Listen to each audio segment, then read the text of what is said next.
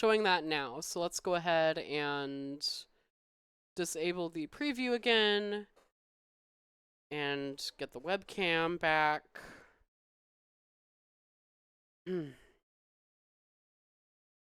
All right.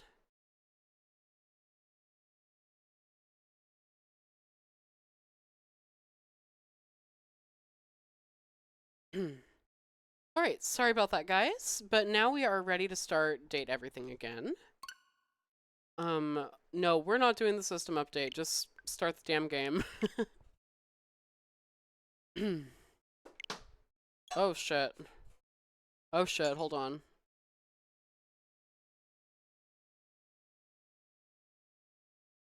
So sorry about that, guys. My webcam just fell off my computer. Um, let me get that fixed right back up.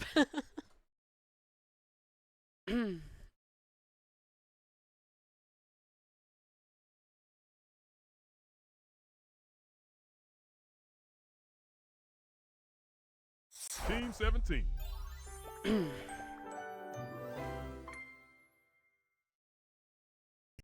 Whoa, whoa, whoa, whoa.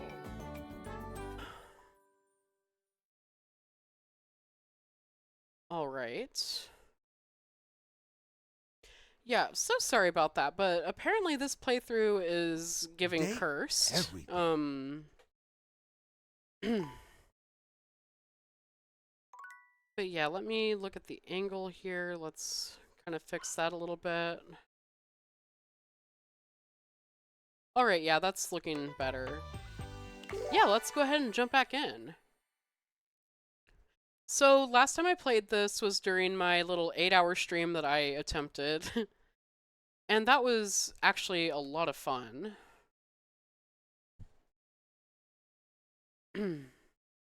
Yeah, that was a lot of fun trying to do the 8-hour stream, but it was also very tiring. Wait a minute. Oh, okay. Yeah, the game audio is working. I was kind of worried that it wasn't. Yeah, we do have a brand new day to start here. So yeah, let's go ahead and see who we want to talk to. Now, I like the diary character. I think that she has a very pretty design. And of course the voice acting is great. But I really don't want to talk to the diary anymore. She upsets me. Like, she just makes me feel sad. We've already got the Hanks storyline finished, so we can't... Like, we don't really have any reason to talk to them, unfortunately. So I don't get to see their beautiful faces.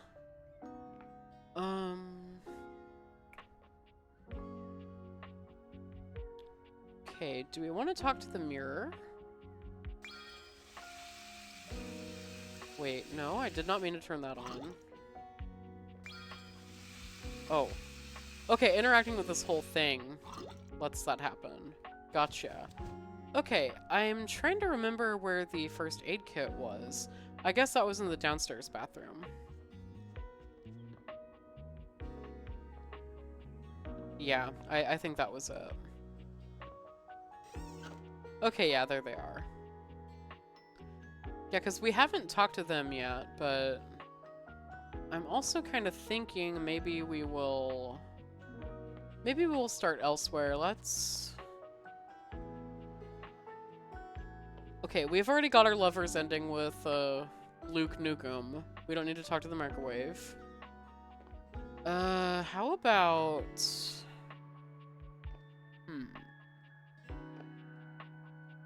Who should we talk to?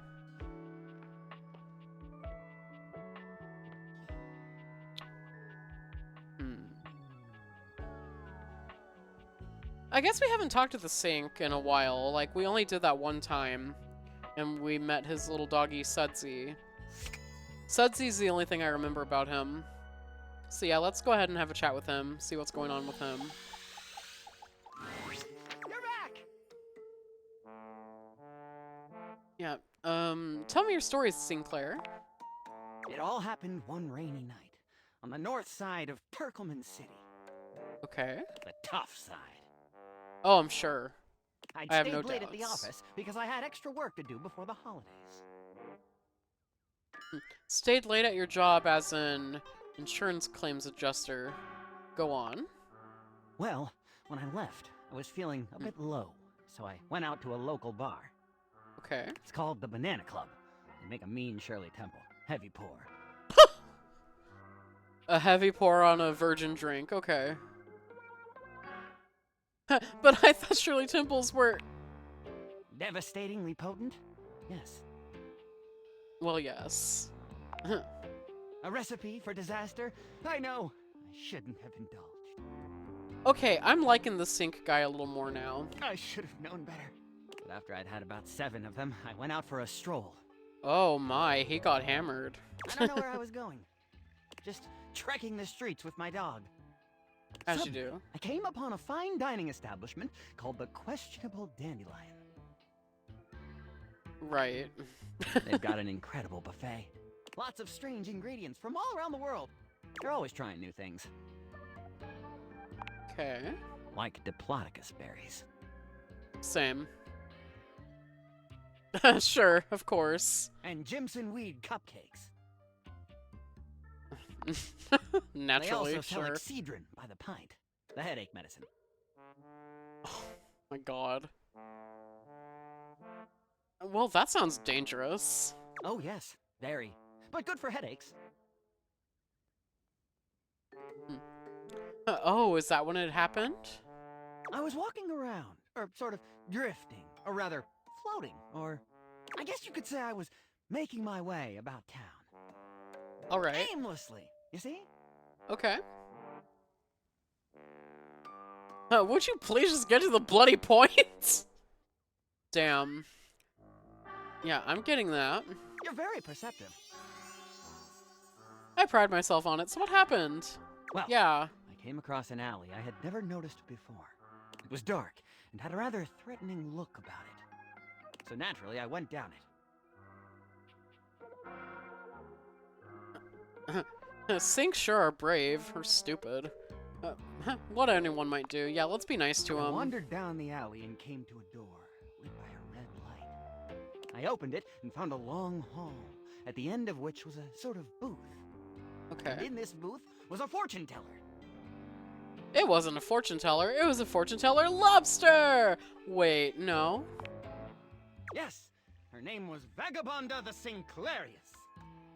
That's my name too, would you believe it? She spread out a deck of strange cards and asked me to select one. They were business cards. I chose at random, and the card I picked turned out to be the Ace of Spades. Okay. The Ace of Spades is a bespoke shovel manufacturer based in Crumple, Michigan. The owner's Sure. name is Ace. He does great work. Vagabonda snatched the card back from me and said, "Not that one!" Turns out she had her rewards program on the back. 12 stamps and you get a free spade. Oh, that's a good deal. We agree! Besides, she only had 2 stamps. So I snatched it back from her again, and we had a bit of a row. I guess that wasn't a very good start to our fortune-telling session. Yeah, that wouldn't be. I think that's why she cursed me. Oh, okay. Because right afterward, she said, "Martin, that wasn't a very good start to our fortune-telling session. I'm going to curse you because of it." And then she cursed me. Fantastic. She waved what looked like a magic wand. Although, to be honest, it could have easily been a bagel of some sort. And then Okay. said, "Martin, I doom you now to become a detestable object. I transform you thusly, so that you may go home and think about what you've done." Okay, so he was cursed by a fortune teller to become a sink. Alright, we love a tragic backstory. Am I to understand that you may have confused a wand for a bagel? Yeah, that's That is the real correct. important part. And then you became a sink. And then I became a sink. Now you find me as I am, trapped in this porcelain prison. All I want to do is return to my old life. To stroll the streets of Turkleman City once more. Without a care in the world. Oh, how I long for it. Please, won't you help me? Sudsy and I would be oh so grateful if you could get to the bottom of what's going on here and return us to our proper forms. Will you?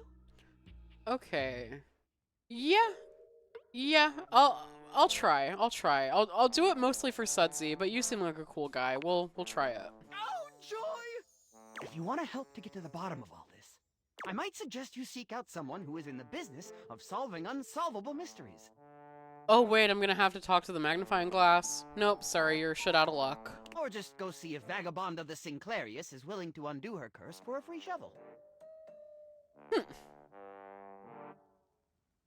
On second thought, I think I'll just leave you to your own devices for now. Yeah. Fair enough.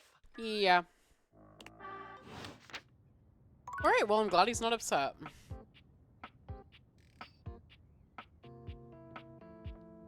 Okay, yeah, let's get in here.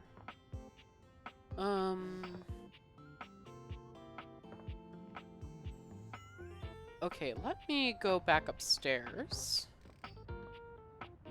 I love the music in here.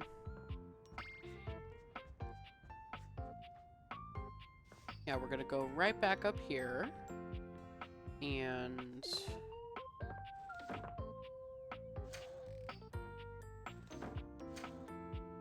yeah, open that. Yeah, there's the safe.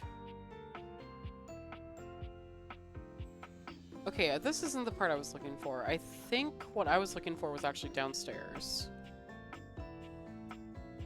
Yeah, so let me go back down there. It's easy to get lost around in here.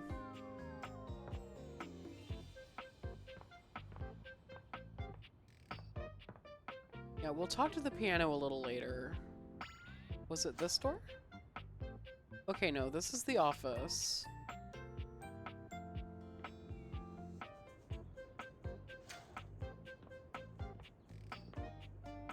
Okay, here. Yeah, open that back up. There we go. And now can we shut that? And let's talk to this door. I think this is Trapdorian. You've made some good friends in here. Ah, yes it I respect is. the hustle. God. Gorgeous. In my view, friendship is all about good boundaries. Right in between the dizzying heights of love and the minefield of hatred. Sorry about the dog. God. Ugh. God, I love his design here. Dorian is less clothed than the last time you saw him. But when your eyes meet, he doesn't seem the slightest bit embarrassed. It's almost like he wants you to see him like this. I mean, if I looked like that, I'd be showing it off all the time too, bro. I get it. Oh dear. You've caught me in my horizontal state. Ooh. I try to stay hidden under the rug because this isn't a part of myself that should be out in the open. But even us doors have to cut loose from time to time. I get it, bro. I do. The options. Put your shirt back on, dude. I'll pretend I didn't see anything, or you look hot. Well, facts are facts, America. You look hot. Dorian's abs seem to glisten a little more with that response. Do you like what you see? An amount that's making me feel uncomfortable, yes. Yes. A lot. No. You should. I like to keep in shape. Duty and all that. I've been thinking of getting some more tattoos. What do you think?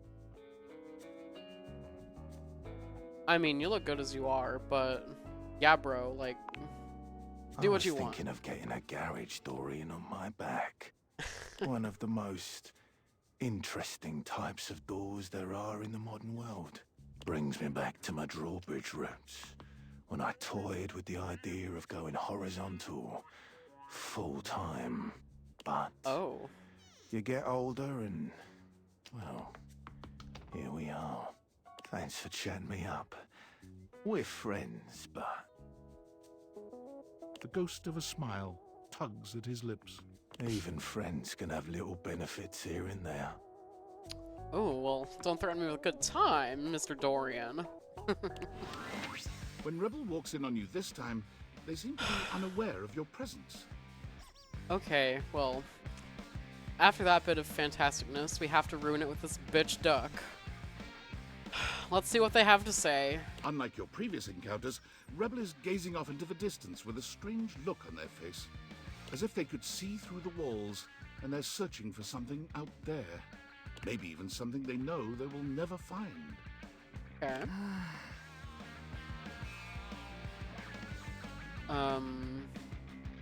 Yeah, Reb. Straight away, any hint of softness in Rebel's face dissolves. They turn on you, the mask already back in place. With a disdainful Okay. laugh, they raise an ironic eyebrow and put their hand between their legs in a gesture that can only mean one thing. Yeah, where do you keep coming from? From up your butt and around the coroner. Ah, you caught me in a moment of post-com clarity.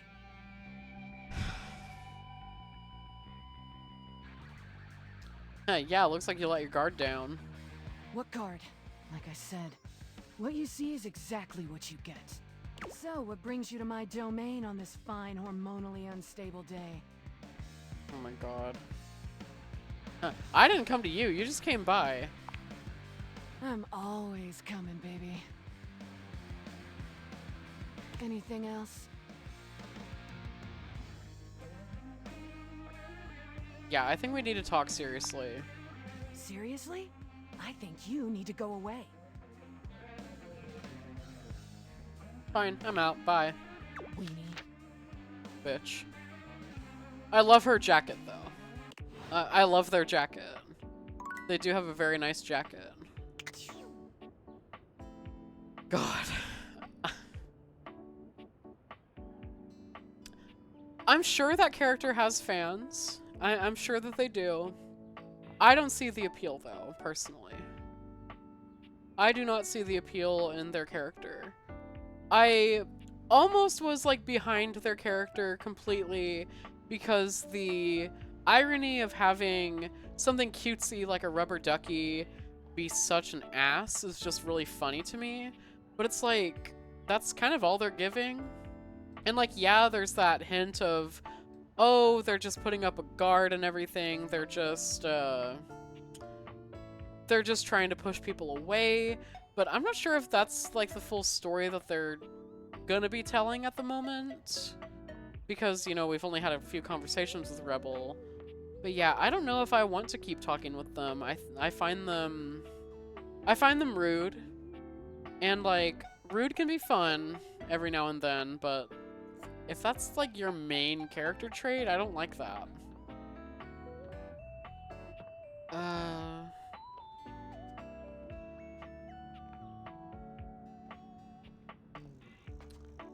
Right, who are we gonna talk to next? Let's see.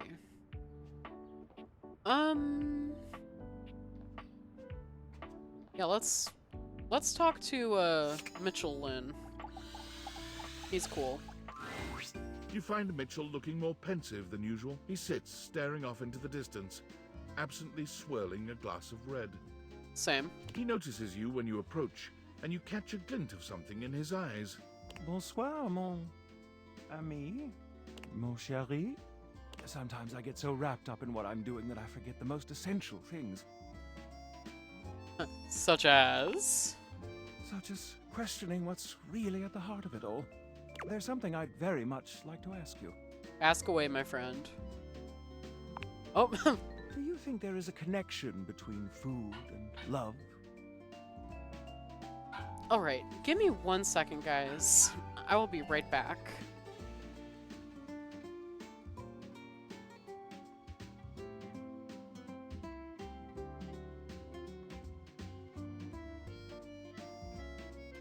Alright, sorry about that. I had to step aside and deal with the dog again.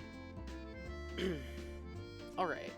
So anyway, do you think there's a connection between food and love? Well, yeah. Specifically, do you think that by eating with another, delighting in delicacies, appreciating the ambiance of a fine establishment, engaging in pleasant conversation and the elegant dance of table manners, can these things make love? I mean, if you want my legit answer from these, like, the closest idea that I would say would be they are an act of love. An act of love. Do you mean to say that love is created by what we do? Mm-hmm. This is a beautiful sentiment, and one that goes straight to my heart.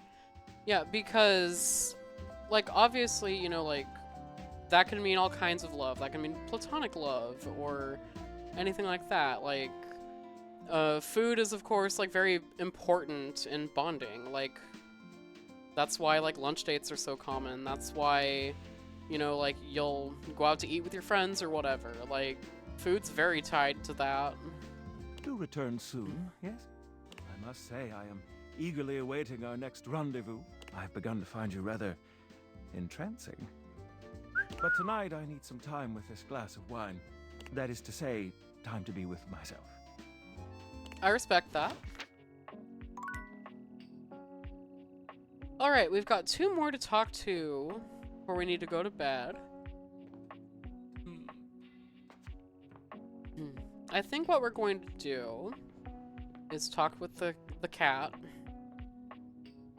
Yeah, we'll talk with the clock, and then we will find another one to talk to.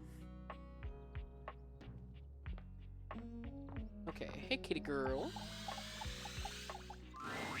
Oh, hello.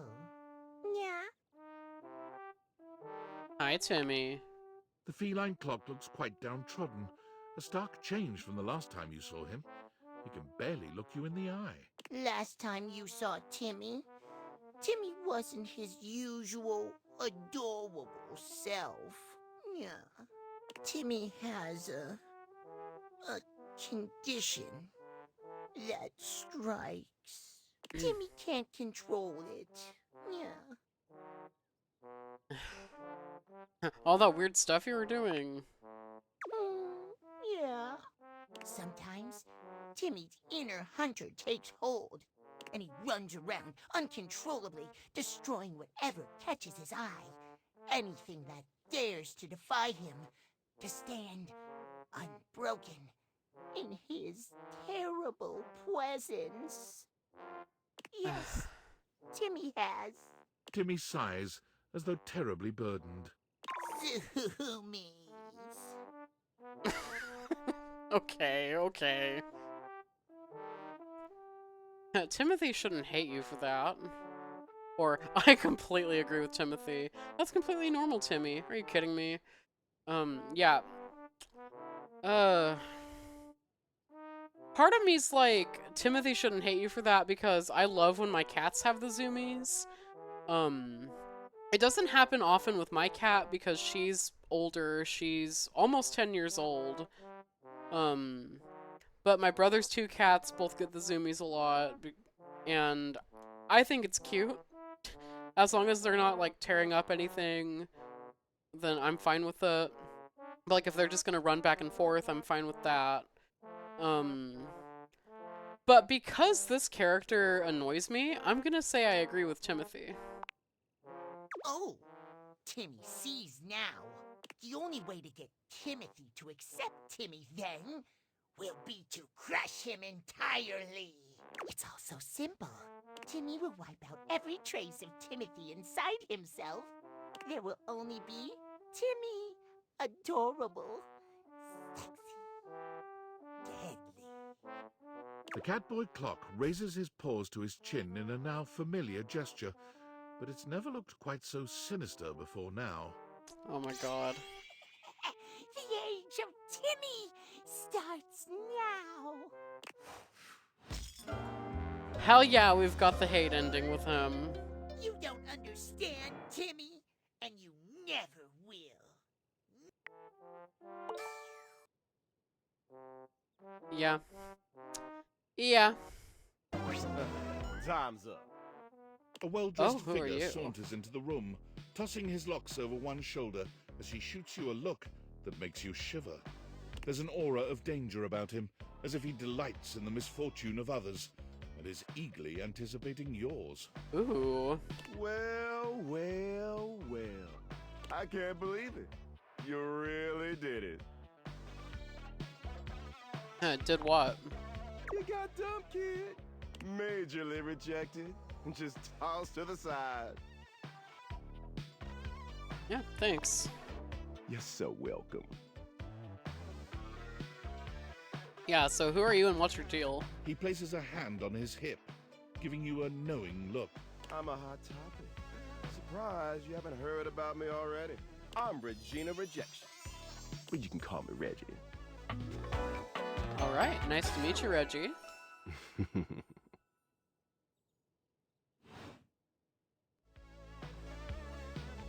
Regina, isn't that a lady's name? You've seen a lot of eye rolls in your time, but Reggie's feels like the most hateful one in memory. You think I care about gender norms when I'm dressed like this? I mean, that is true. Wake that up. So you appear when I get rejected? I like to think of it as a nice consolation prize. I mean, hey, that is something to look forward to. Fuck me. Or, so this means I can see you again. Holy shit, what do you mean? What do you mean that's the first option? Oh my god. Mass, thanks for the emotes. Damn. This game's crazy. Like, I almost want to choose that first option just to see how he responds. Like, yeah, well, let's do it. I'll be delighted, but I'm gonna make you work a little harder for it than that. Oh, okay. Listen, bitch. I'm giving you Oh! special access to me here on this app I'm putting on your phone. Have a chat anytime you like. Okay, was that a friendly, like, hey, listen, bitch? Or was that, like, you listen to me, bitch? Like, I don't have a very good reading on that. Oh my god. Reggie takes your phone, typing something into it. He turns your phone back around to show you a funny little icon that looks like a broken heart. Oh, what's the point? What happens if I get rejected by everyone? Or are there games on it? Yeah, what happens if I get rejected by everyone? We'll just have to wait and see. That'll be a beat. I'll come by to check on your progress if that's your goal. Let's just say, I really can't wait. Oh my god. Oh dear. Okay, so we've got one more we can talk to. Let's talk to the teddy bear. Oh, this one. This is the biggie, buddy. It's a good one. Alright. Yeah, can't wait. The Great Constructing of Beaver Proudtail. It was very early in the morning. Oh my One gosh. cold and foggy day, a very long time ago. Young Beaver Proudtail was walking quietly and efficiently through the dugout tunnels of his den, his trusty stick tucked confidently under one arm. This is so cute. It was at this time every morning that the young beaver made his rounds, through the whole den where his colony lived, and then up and out the riverbank, where the world he knew, the world he vigilantly protected, met the strangeness of outside. His large tail balanced him expertly as he climbed the long entrance tunnel to the surface, occasionally using his dignified stick in an undignified manner to scramble up the pathway. As he heaved himself out onto the bank of the river, Beaver's attentiveness grew even more acute. It was dangerous to be outside alone. The Great War with the colony across the river had been going on for as long as he could remember, and a fair bit of time beyond that. It seemed like there had always been the war. He couldn't remember any outright battles or even any scrappy skirmishes, but they were definitely at war. He was sure of it. For a moment, he almost asked himself what the war was even about. But he forgot to finish the question. He was very young, after all, and what did it matter? The colony was on the other side of the river, and beavers didn't even cross rivers. He smartly tucked his stick back under his arm and began his patrol. So many steps this way, a scrutinizing scan, and so many steps back. But today, something was different. On the other bank of the river, through the fog, he heard the distinctive sounds of battle. "On guard, ye scum-footed knave," the voice cried. "Defy me at your peril!" The sounds of the wood clanging against wood echoed through the fog. Hey-ya! Pow! Bing, bang, boom! Nice voices. Hell yeah. Thank you. Who goes there? Shouted Beaver, his heart in his little throat. As an answer, he heard a young and high-pitched yelp. Ah! My name is Builder. Hi? Hi. It was all Beaver could manage. He was talking to another creature, a stranger, and a stranger from across the river at that. How many times had the Colony Council, the Denizen, warned him about the dangers of this? It was strictly against the rules. And Beaver had always followed the rules. Aw. Hi! The voice came careening back across the water. What's your name? Beaver heaved a deep breath. Whoever this builder was, Beaver was not going to be shown less brave than he. I'm Beaver. Beaver Proudtail. Well, hello, Beaver Patton. Builder Jumpfoot's my name. I'm playing at war. Want to join me? I most certainly do not, cried Beaver. Playing at war? War is serious business, not for playing. My colony is in a war right now, and I'm going to be a general when I grow up. I'm going to win that war. You'll see. Oh, gosh, sighed Builder. I sure hope you do. My colony is in a war too, and I'm so tired of it. That's why I made it a game. Games are so much less boring than warring all the time. The pieces began rapidly whirling around in Beaver's mind. Builder's colony. He's at war too. Right across the river. He realized he was talking to a beaver from the colony across the river, his sworn enemy since birth. Oh my goodness. Just then, the wind blew a gentle clearing in the fog, and the two young beavers saw each other for the first time. They could have been twins. Bright black eyes, thick tails, strong sticks, embellished with their colony colors. Builder's face broke into a broad grin. You look just like me!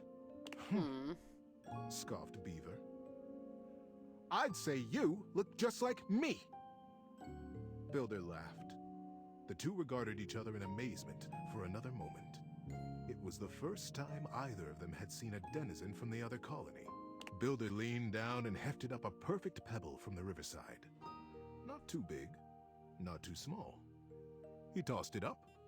With perfect timing, he swung his stick easily, and Beaver heard it crack as it met the pebble in midair and sent it winging across the water.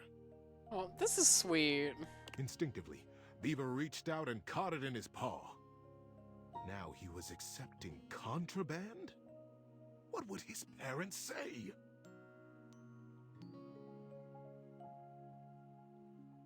Probably that's not a good idea, yeah. But, upon inspection, the pebble was quite beautiful.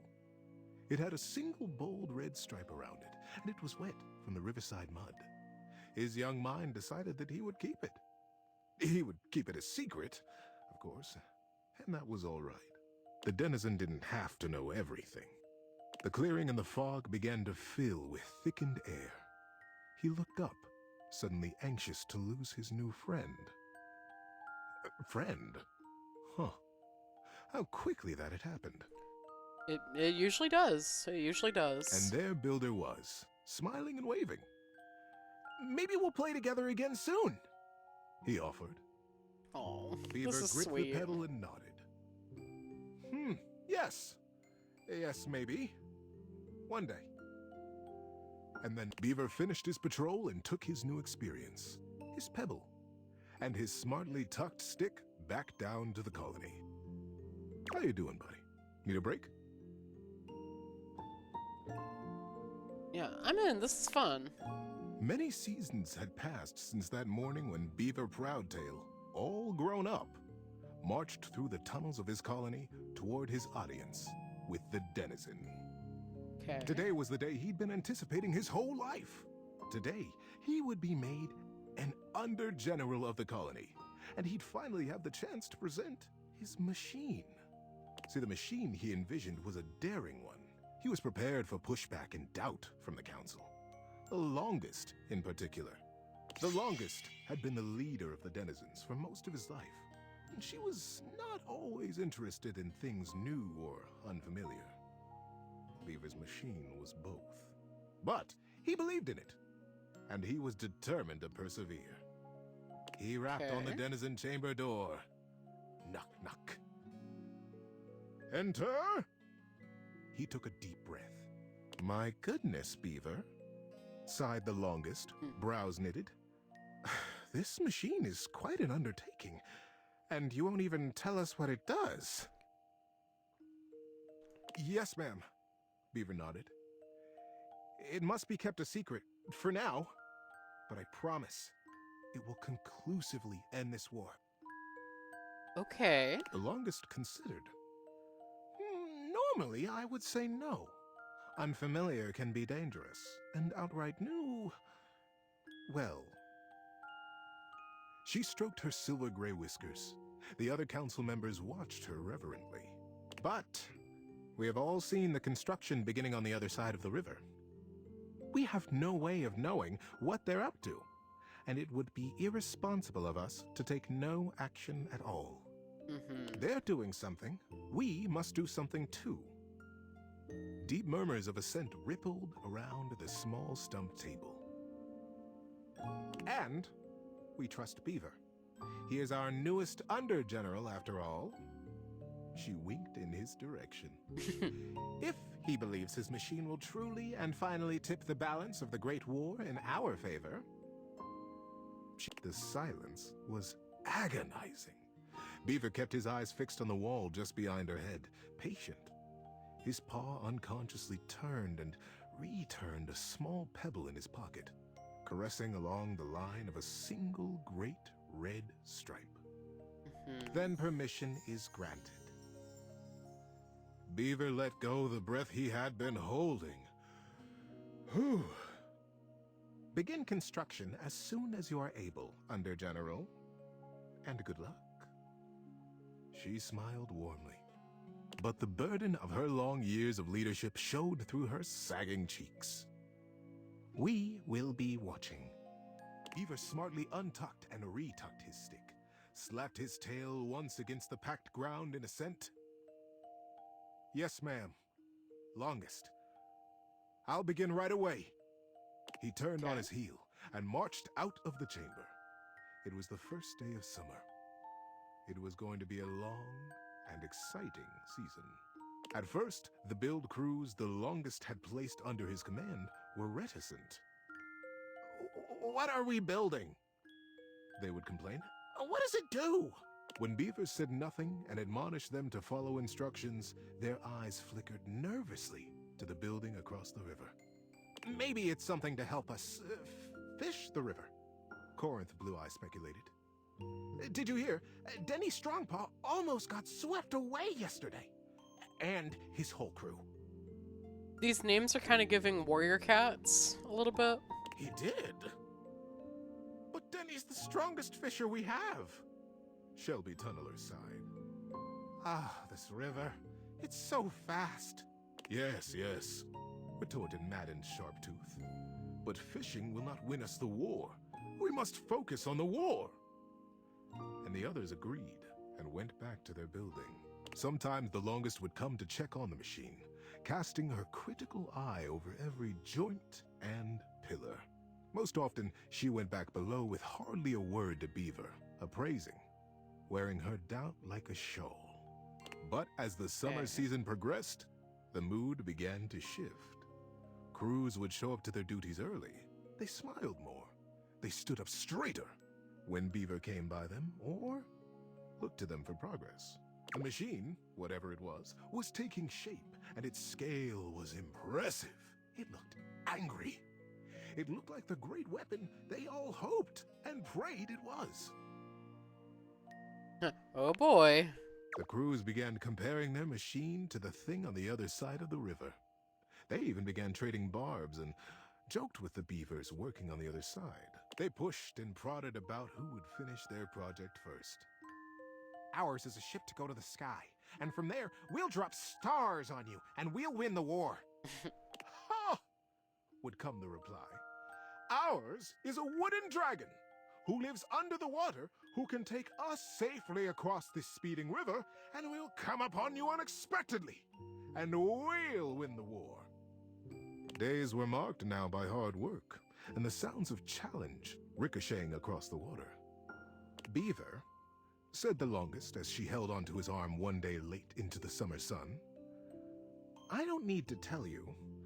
The whole colony speaks of nothing but your machine. They are all so proud of you. Beaver nodded solemnly. Thank you, ma'am.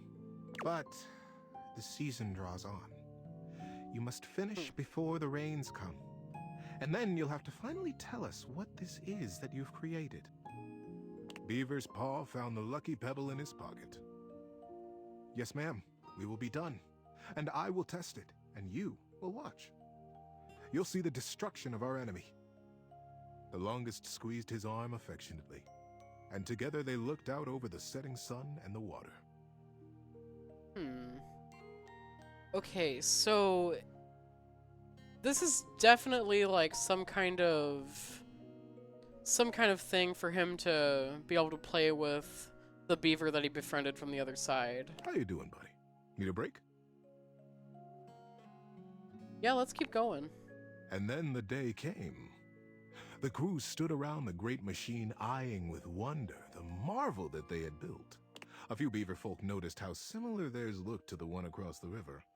But that was okay, they reasoned.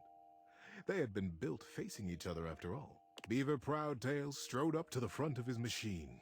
With his well-worn stick and his powerful bearing, he cut quite a figure. Corinth Blue-Eye and Shelby Tunneler stood just behind him, awaiting their orders. Yes, sir. Oh. Corinth turned to Shelby, Whoops, who I hit produced A the way end of early. a long length of Whoops. woven rope from a basket in the base of the machine. With the end of the rope tied around his waist, Beaver climbed up to what looked like a large square of woven netting, pulled tightly back from its center by a thick cable. The cable was held by 4 whole crews of beaver folk, straining against the resistance of the net. The longest stood back at a safe distance, her shawl wrapped tightly around her shoulders to ward off the early autumn chill. Beaver settled himself right in the middle of the netting, at the last moment shaking his head in sudden memory. Here, he said to Shelby, and handed her his precious stick.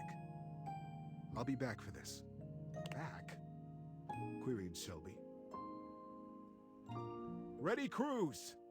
Shouted Beaver. Ready under General! Came the chorused reply. And loose! At their cue, the crews simultaneously released their hold on the cabling, and the netting rocketed forward, launching Beaver Proudtail out into the air. Maybe this is part of his plan. Great river! They cried in consternation and shock. What? Where is he gone? Is he all right? Oh, what have we done? The confusion was so great that not even the longest could restore order. Minutes passed before another shape came sailing over the river from the other side, to plop safely and squarely into the center of the net. Okay, so it's like catapults so they can go across. That's really cute. Okay. It was Beaver. He had the same square head and the same rope wrapped securely around his waist. Good lord! What a ride! That's the most fun I've had in weeks, said the shape in the net. he began to disentangle himself and stand up. And it wasn't Beaver after all. The royal of the cruise was instant and a bit frightening. "Who is this? Who are you?" they cried, and the longest shouted at the top of her lungs, "Detain the stranger!" The crews pulled him down from the net, and the stranger never stopped smiling, greeting them warmly, even patting some of the beaver folk on the back. He looked just like Beaver. But Beaver never smiled like that. Beaver hardly smiled at all, come to think of it. Yeah, I don't think a beaver would smile that often. "I can understand your confusion," said the stranger genially. "Beaver and I looked so much alike, even when we were kids. My name is Builder. Builder Jumpfoot." When no reply or greeting was forthcoming, Builder went on. "I'm from the colony across the river." Oh, the silence was absolute. Across the river? How was that possible? Was he a weapon? Where was Beaver? How were they ever to get him back? Yeah, come on, Builder. I know he's got the right idea here. Exactly. Builder just smiled, absolutely at his ease, seemingly pleased as punch to be among all these new friends. And into this silence sailed the figure of Beaver, a new rope tied around his waist. There were now 3 lines of thick rope across the river. Beaver landed expertly in the center of the net, untied his waist rope, and climbed down. "You are Builder?" Beaver reached out his paw to the stranger. "And you could only be Beaver," the stranger exclaimed, gripping that paw warmly with his own. "I am Builder indeed, and it has been the dream of my life to finally meet you like this, in the daylight, on the same soil." "Mine as well, my friend." Beaver, for the first time in his life, allowed himself a great, eye-crinkling smile. "I almost can't believe it worked." "Now, wait just a minute," trilled the longest, making her slow path down to the machine. "What on Riverbank is happening here? We are at war, Beaver. And Builder, too. You both should know better. Beaver, you promised us that your machine would win the war, and here you have brought the enemy. You promised to destroy right to the mouth of our colony tunnel." Beaver turned to the longest with an open face. "Yes, ma'am, I did. I believe you'll agree, though, that I have won the war. We have all won the war, because the war is over." The longest stared. "The machines that we have built will allow us to become not 2 colonies at war, but a single colony, united." Aww. "The machines are designed to dam this river, ma'am," offered Builder. "I believe you have the same dangers with fishing and swimming that we do. That you have never crossed it?" The crews cackled at the absurdity of ever crossing this raging river. "We have no need to fight the river now, you see," Builder continued. "We sail above it. Just as the single pebble did long ago," whispered Beaver. Builder smiled. "We have already carried 3 great ropes from side to side between us, and it will be short work to have a whole net built across the river. Once the river is dammed, it will be a still pond, stocked with all the fish we could ever need, calm enough for us and our kits to play in. We will be a great community, the first colonies to ever cross water, the first ingenious constructors in the history of us." The crews were open-mouthed. Their paws hung still at their sides as they realized the magnitude of what they had accomplished. But would it truly be good, as they said? Who was really to say how this great feat would be remembered? The longest took a deep, rattling breath. "I can see why you did not tell us at first, Beaver, the true purpose of your machine." She glanced at him sidelong. "I surely would have said no. Nothing this daring has ever even been attempted before, let alone under the mask of subterfuge." Beaver looked up at her, suddenly a very young kid again in his heart. "Yes, that is true, ma'am. I have won the war. I have won by making it go away. We have all won it by making friends out of old enemies. Ma'am. Mother. Do you like it? The longest looked fondly on her son. Her serious and guarded and daring and wonderful son. Yes, child. I have never been more proud of anyone. Builder guffawed and began to dance around, slapping Beaver brazenly and companionably on his back.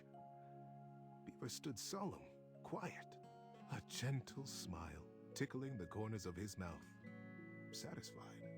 It was, as they had promised, quick work to dam the river. Beaver and Builder were excellent guides, and the crew from both sides of the river proved naturally adept and joyous in their work. Before the autumn settled in, a great still pool existed between the two colonies. Kits splashing and playing, and parents fishing safely. Denny Strongpaw, the best fisher in the fast water, turned out to be the best fisher in still water, too. Much to his delight. Aww. And very early each morning, Beaver Proudtail still crept quietly from the colony and performed his morning rounds. He had never missed a day. But now, his favorite part of his patrol was seeing Builder Jumpfoot across the water and batting a very specific, very lucky, red striped pebble back and forth. Okay, that was cute. That's just it. Thanks for listening all the way through. Good night, buddy. Okay, Teddy might be one of my favorites. That's fun. Alright, now let's move on to the next day.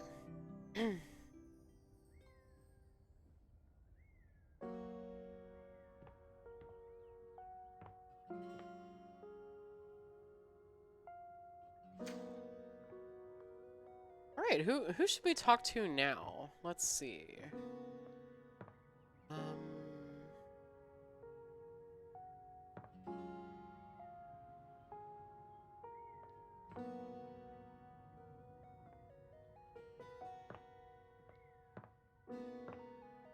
Yeah, let's look in here. We haven't really talked to anyone in the attic. So yeah, let's talk to the safe. Oh, hey Puss, how's she? Oh, not close enough. There we go. A leather-clad dominatrix stares you down, radiating disdain. She looks at you like you're the dirt beneath her feet. And I am. Hello, you pathetic, worthless little wretch. Yep, that's me. Disgusting, you worm. Whoa there! My content aware has given me a tickle. Sophia here is a dominatrix, and she's gonna put you in some pretty dominating scenarios. Alright. You cool with that? Or you wanna skip it? You know, what the hell, sure. Let's see what's up with her. On with the show. I do not recall asking anyone for your presence. Damn. So indulge me. What gives you the misguided confidence to stand here before me, wasting my time? Heck, I just like meeting new people. Yep. How tedious. I don't know, I've met some pretty cool people. Do you know Randy? Yeah. No. Luckily, I don't know Randy. Listen, wretch. We obviously haven't met before, so I want to be clear. Going forward, you will address me as Mistress, if you wish to continue this conversation. Is that understood, wretch? Yes, mistress. Very good. Now I know what you're thinking. Why would a perfectly successful safe like myself throw away her prosperous and fruitful career in the burgeoning vault industry to become a mistress to all the lost, pathetic, and broken creatures of this world?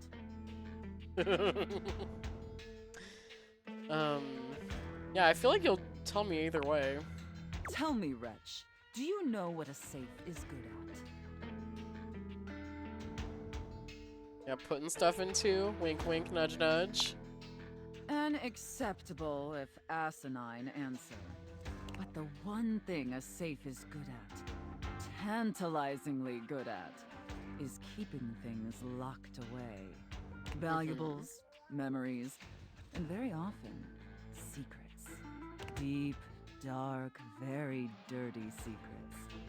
The kind of secrets that everyone secretly longs for, aches for, but diligently keep hidden far from everyone, even if necessary, from themselves. Do you Alright. have any dirty little secrets like that, wretch?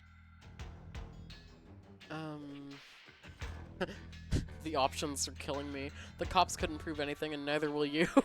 Actually, I'm pretty open. Or I definitely do now. Yeah, I definitely do now. Of course you do. I expected nothing less. I'm sorry, her writing crop has money on it? That's so funny. You intrigue me, wretch, in the way a drowning kitten might intrigue a jaguar.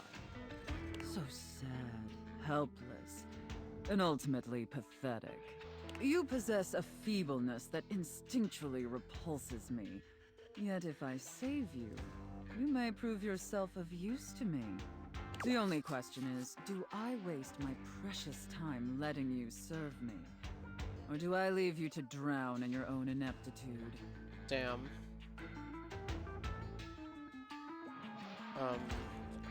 Honestly, I'm pretty cool with whatever. So wishy-washy and non-committal. Like a spineless doormat. That's me, mistress. Your weakness disgusts me. However, against my better judgment, and because things have been so frightfully boring lately, I'll allow you the opportunity to serve me. You should count yourself extremely lucky. Not everyone is given such an incredible, life-altering opportunity. And rarely do I make this offer to worms as painfully tragic as yourself. Hey, as long as it's free. Well, legally it has to be free. This isn't Europe. Damn. How do you know you're just safe?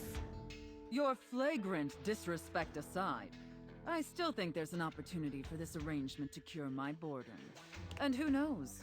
Perhaps in the end, you may even have the opportunity to open up my chassis.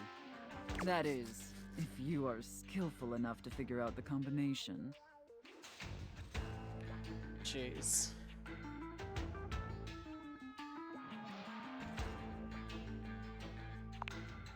Careful.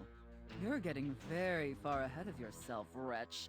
I don't open up my chassis for just anyone, and especially not for someone as pathetic as you.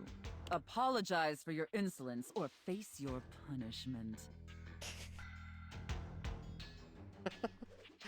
Oh dear. Yeah, my sincere apologies, mistress. Very good. Your mistress is pleased. Okay. What the fuck It is sounds this like game? you're willing to do the necessary emotional work to take this relationship seriously. In that case, be back here tomorrow to fill out all the paperwork. Paperwork. There's some important ground rules we need to firmly establish before we take this any further. But once we get that out of the way, I'll open up your dirty little mind to fantasies you dare not even whisper. Now, affirm that you are my compliant, needy little wretch. I feel like I'm too asexual for this, but you know what? Yeah, let's talk to her more later. Yes, mistress. Again, like you mean it. Like you'd unquestioningly do absolutely anything I'd ask of you.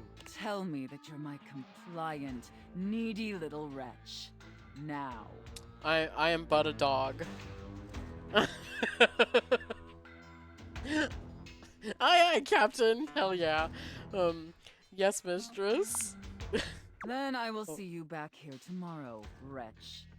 Do not keep me waiting. Holy shit. Yeah. Oh, okay, that was a lot. That was a lot. That was very much a lot. Ooh. Oh, we haven't talked to this one yet. A colourfully dressed board gamer beams at you. But even though his expression is ostensibly friendly, something about his energy is a little off. His smile is a little too wide, his stare a little too intense. You feel rather like a mouse that's just been spotted by a bored house cat. Why a gee gosh golly and a hi-edy ho! I'm Parker, the board games, and away we go! I love him already. Damn. Hi, Parker. Hi there! I do love meeting new people to play with. And I do need new people to play with these days. I'm awful lonely up here in the big ol' attic. But you seemed like a nice sort of fella already. Maybe you could be my next relationship. Would you like that? Well, yes. Oh boy! Well, if only it were up to me. You see, my whole deal with relationships has to do with rules. Uh-huh. It's very important to establish. I love rules. If you want any sort of relationship with me, good or bad, we have to go through the rules. Want to hear them as they pertain to me? As they pertain to Sure, my buddy. whole deal and how this is going to turn out? Yeah, sure, why not? Glorious! In order to achieve a relationship with me, you must play these board games 3. If you beat me or unseat me, more chances for love will greet thee. At the end, I roll a die to achieve a status. This, in the end, will be our dating apparatus. So, our relationship is just up to chance. Ultimately, yes. But your actions during each game can change the weight of the die. The more you win, the more chances to love me. This is awesome already. Oh, what if I want you to hate me? Or, okay, that seems to be really hard to wrap my head around. Or, interesting, I like a challenge. Yep, that's me. I'm falling in love with you. Just kidding. Only the final roll will tell me how I feel about you. Meet me here next time for our first game, Sandyland! Oh my god.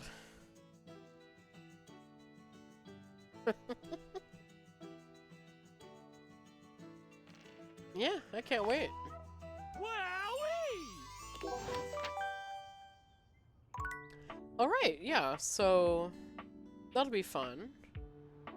We can look forward to that, and of course we have the safe right there. I think we're probably only going to talk to the safe like one more time.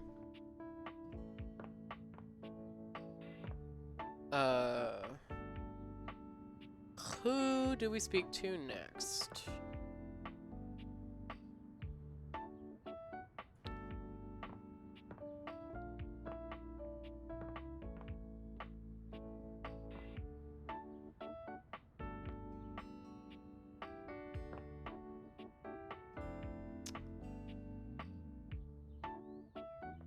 What about this? Let's speak to them. I'm not here right now. Work. Oh, okay. If you see me, that's not really me. It is an illusion. I'm free in the morning if you want to chat. Oh yeah, I forgot about that.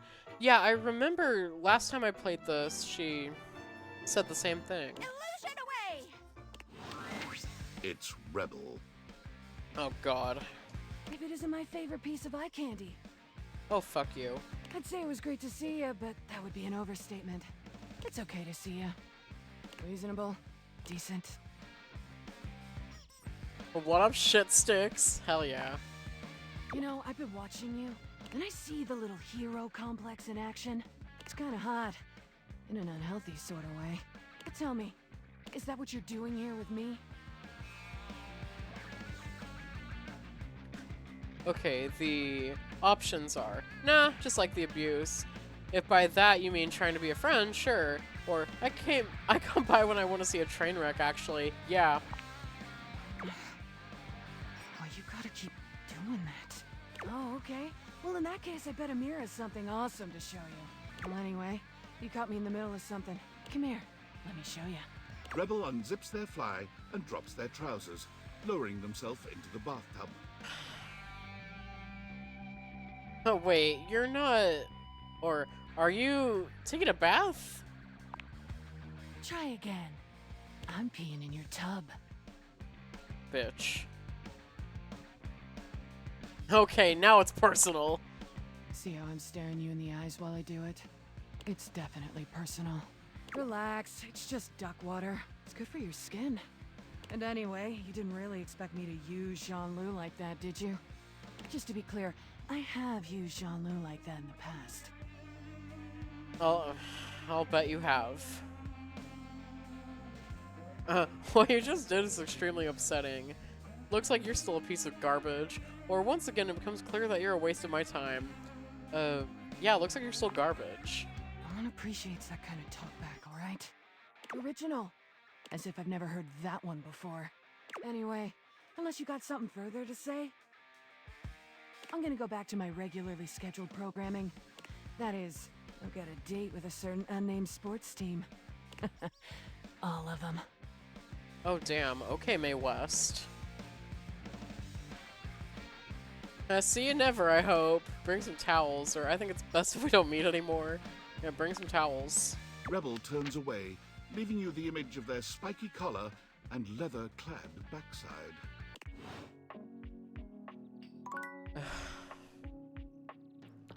Yeah, so when are they gonna, like, go away? Like, I don't like that they're, like, still tormenting me. Like, oh, I guess they're gonna stay right there now. So I guess that means we can avoid them now? Okay, that's good.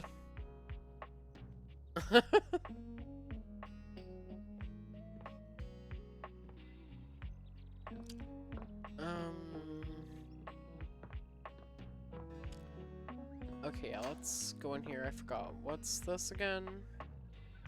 Okay, yeah, there's the breaker box. Ooh, let's have a chat with Lux. If it isn't my favorite Luxie! Hi! We are definitely friends. So true, bestie. Could you give me like 45 minutes? Or like 5 hours? What, is it Kimura Hall doing quick drag? I'm just Come making on. a quick video, and then doing a podcast appearance, and then going on a date with... Ooh, their name escapes me at the moment.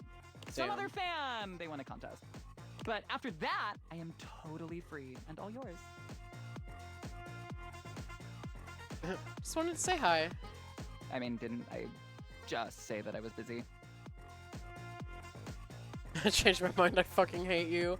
Or right, you did, sorry. Bye! My god. Okay, we've got one more to talk to, and then we need to go on to the next day.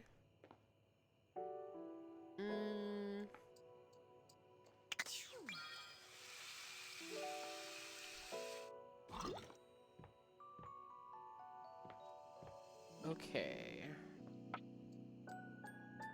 So, who to speak with? Let's do the book. Right here. Yeah. Oh, good! You're here. I'm excited. I'm expressive. Everyone's ready to go to the zoo. Oh, fun. Zoo? Don't worry about it. I've been thinking, and here, I believe, is the best way to organize our efforts. Creativity is for naught without some solid logistics. That is true. I know how I'd like to start my book. I've got this fantastic detective character named Wen that I've been working on for a while, and he's going to be our hero. What I need from you, though, is help with creating an outline. If you will, help me to create a framework. And then, once we have that, I will take it and go into my secret writer's cubby and create the entirety of the book, which I can absolutely do in a night. And believe you me, it will be perfection. But the outline, that's the hard part for me. Will you help? Does that sound doable? What the hell, sure. Yes, let us boogie. So, here's what I'm thinking about Wen. Detective Xander Wen. He is a hard-boiled detective living in the big city of Sprawlsville, and he is a magnet for crimes. Uh-huh. Which works out just Okay. fine because he's also a genius at solving them. Okay, that's great. Now, just to be clear with you, I haven't fully settled on writing a hard-boiled crime drama to go with my hard-boiled detective. The way I see it, Detective Wen is capable of getting himself into and out of almost any kind of trouble imaginable. I suppose this is why I've been having so much trouble writing this on my own. Xander Wen could do just about anything. I'm asking you to help me create his first story from infinite possibilities. Well, shall we get started? Yes, let's. Oh, hell yes. Excellent! I'll give you the first line, of which I'm very proud, and we'll run with it from there. Detective Xander Wen went out the door, looking for crimes. Okay, what are the options here? He didn't expect the first crime he ran into to be in the form of a blonde bombshell named Daphne Fatale. With the help of his new and hilariously mismatched partner, a foul-mouthed talking robot named Fuzz Aldrin. Oh, Fuzz Aldrin is one of the nicknames that I called my dog. When Gondorf the Wizard appeared before him, or when a shirtless ranch hand named Hunky McCoy appeared. All of these are good. Yeah, let's just go with the classic up Daphne here. asked Detective Wen to help find her husband Cliff Fatale, who had gone missing. Okay. Wen asks Daphne when she last saw her husband. She replies, "At the squid cannery down on the Misty Wharf." Xander takes the job, but doesn't tell her that he's not a real detective. His first name is just coincidentally Detective. Ooh, that's good. That's good, bitch. He'd been last seen climbing Everest. Or she'd last seen him on Skyros, Island of the Sirens. Ooh. The squid cannery. Wen investigates the squid cannery, where he talks to the foreman, a foreboding and mysterious communist named Gregor Privyet. Gregor says, Cliff has been missing ever since he told Jersey Pazzoli he wouldn't pay protection money anymore. Gregor needs to take the ashes of his father on a cross-country road trip to bury them in Winnipeg. But then, pirates! Gregor takes Xander to his back rooms, where his most muscle-bound and sweatiest cannerers can? Yes. The cannerers twist and turn in the hot canning room. As Xander walks in, they all turn to look at him. Xander investigates each one, finding a highly suspicious cannerer named Cliff. There is no relation or connection to Daphne's missing husband Cliff. It was a coincidence. They brandish their implements, furious at Xander's attempts to gain access to their canning techniques. Or Xander strips down to his underwear and says, "Dinner's ready, come and get it." Oh my god. Yeah. We'll go with the top one. Sweaty brow and muscled wrists, Cliff fits the description Daphne gave Xander. Xander finds that Cliff faked his own death to avoid gambling debts, protecting Daphne. Due to a spelling mistake, Cliff has resigned himself to a life of cannering. Okay. Cliff was caught telling lies about squid canning techniques and was taken prisoner by Gregor.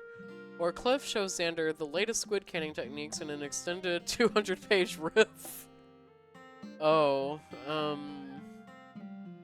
okay, yeah, he faked his death. A choice between being with the ones you love and protecting them from mobsters. I call this tragic tale Rambling Debts. Lyric looks at the story outline you've written and pronounces his true feelings.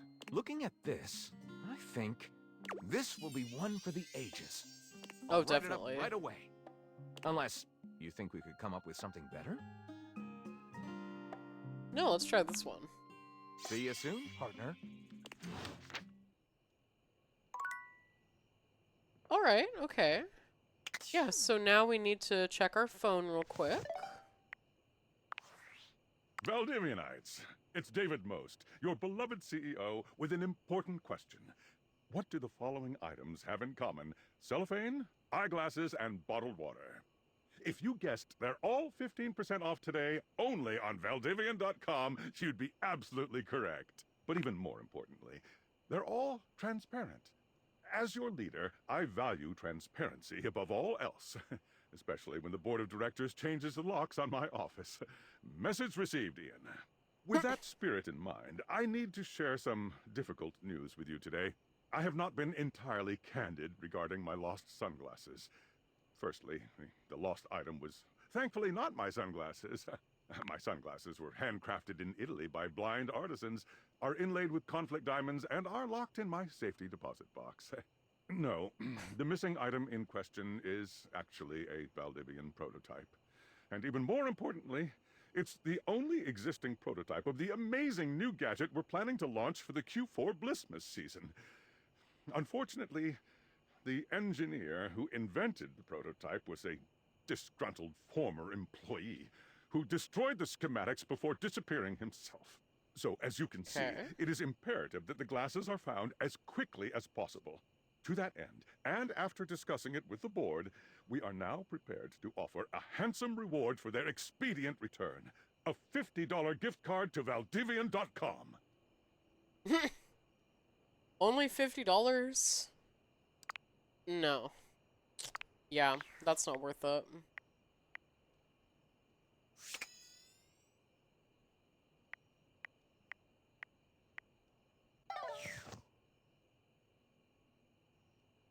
Okay, go ahead and take the glasses off and we'll go to bed.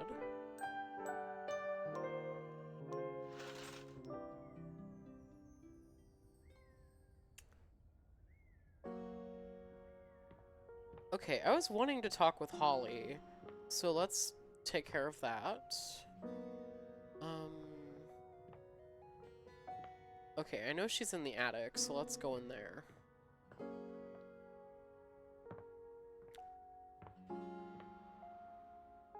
Yeah, we'll talk with Holly first, and then we'll go to Parker, and then the safe. Oh, you came! I said I would. Well, it's not that I didn't think that you would, it's just I've got a tricky schedule. So, it's easier to presume that people have to cancel, or they'll forget, or they'll just have their own lives. Oh wait, her eyeshadow eats. Oh, which is me. I'm people.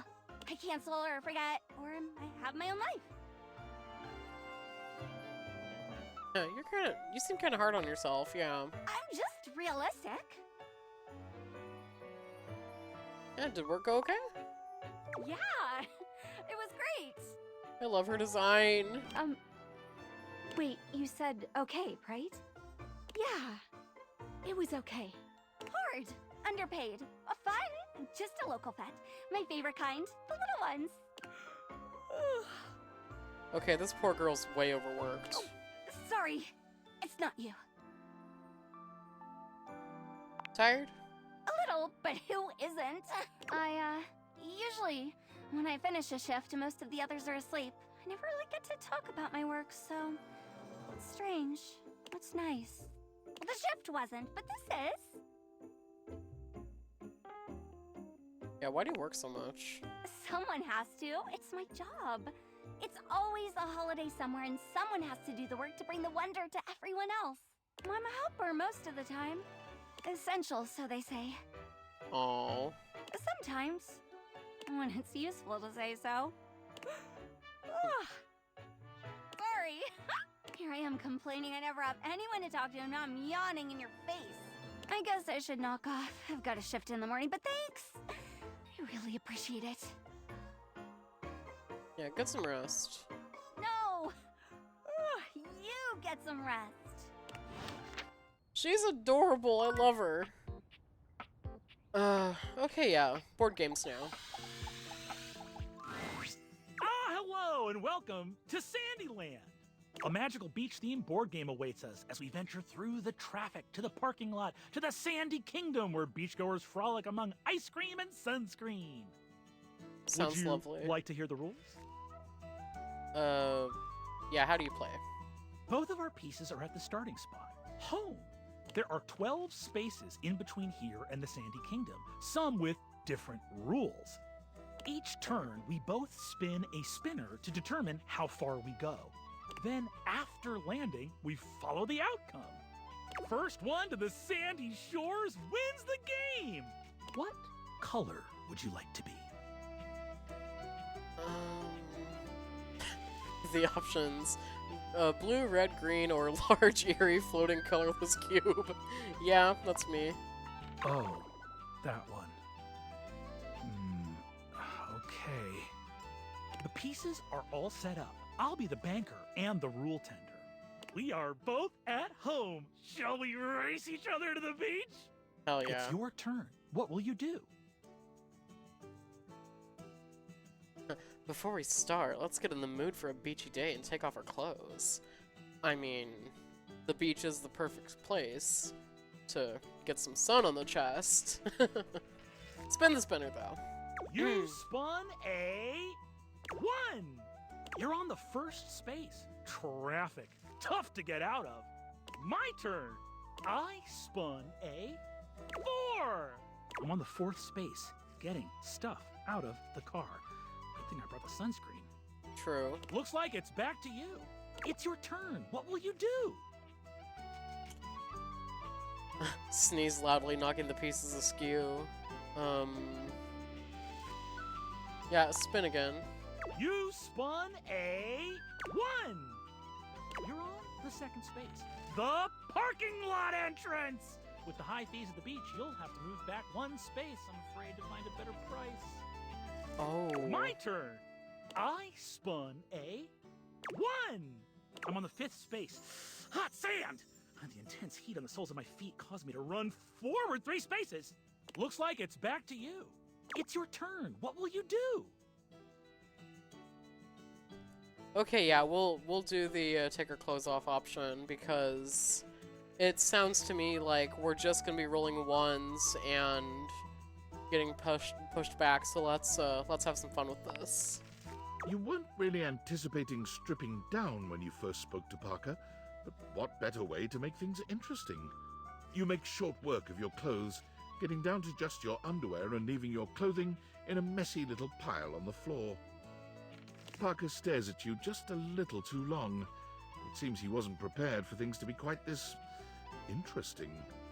His pale cheeks flush as his eyes roam over your body. Damn. Oh! All right, as you wish. It takes him a moment to compose himself, but he eventually manages to tear his gaze away from you, stripping down to a swimsuit. He seems somewhat unsettled, if his reddening cheeks and nervous demeanor are any indication. Nothing wrong with it, bro. Nothing wrong with it. Here is my beach-going form, ready for a typical day at the beach. Phew! It's your turn. What will you do? Okay, yeah, I didn't think that he'd have like a whole new sprite and everything too. That's cool. You spun a 4. Okay. You're on the 5th space. Hot sand. The intense heat on the soles of your feet caused you to run forward 3 spaces. My turn. Oh boy. I'm gonna spin, huh? Even though I spun a 2, huh? Not too good. Not too good. Parker raises his hands slowly to his chest, covering himself up with an awkward sort of modesty. You're not looking at my nipples, are you? I know I would if I were you. I'm looking at them now. Oh, thank goodness. I'm on the 10th space, big bad sun. Good thing I brought the sunscreen out of the car. I moved forward 1 space. Maybe you could help me get the hard-to-reach spots. Looks like it's back to you. Phew! It's your turn. What will you do? Okay, yeah, spin the spinner again. You spun a 2. You're on the 10th space, big bad sun. Ah, you didn't bring sunscreen out of the car, so you have to go back all the way to space 4. Oh dear, you're gonna get it on your tummy. My turn. Oh boy, I'm gonna. I spun a. I can't spin this. Not while I'm dressed this way. Bro, it's nothing I haven't seen before. We're both guys here. You're good. Come on. I'm gonna put on my clothes again, and it'll be your turn next. Parker does a magnificent spin, changing out of his swimsuit and back into his normal board game themed attire, with more pizzazz than you'd have given him credit for. It's your turn. Nice. What will you do? All right. Spin the spinner. You spun a 4. You're on the 8th space. The perfect spot. Now to set up your blanket. My turn. Okay. I spun a 1. I made it to the Sandy Kingdom. I win. Woohoo! I'm the best. Yeah, you won fair and square. Congratulations. Thank you. That's 1 victory for me. The relationship die stays the same then. There's still hope for you, though. Come see me next time for the ancient game of chess. Oh god. I do like chess. Bye-bye.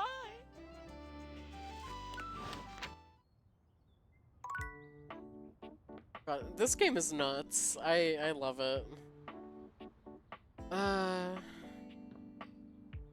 Okay, yeah, let's talk to the safe again.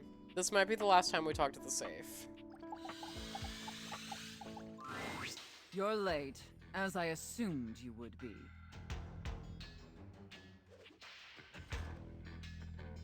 Yeah, sorry, mistress.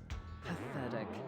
I hope you're aware, if you'd already filled out all the necessary paperwork, I'd punish you for that transgression. I'd punish you severely.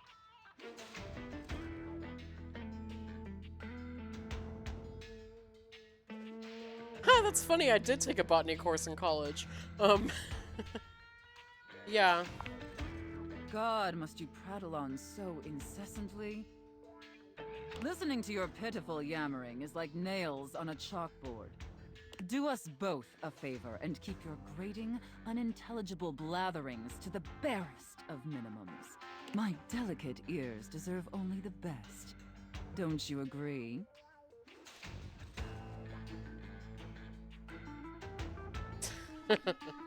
Not to interrupt, but quick check-in.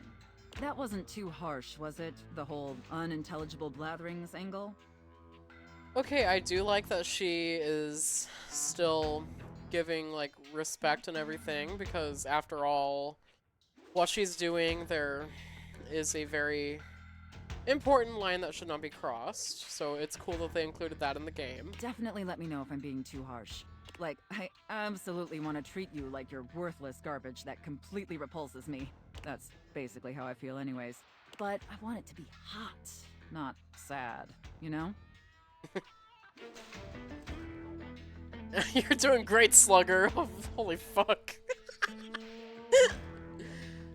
I feel both hot and sad. It's confusing. Or absolutely mistress. You treat me as I deserve. Enough flirting. We have business to attend to. First, I will need you to consent to my complete and total authority.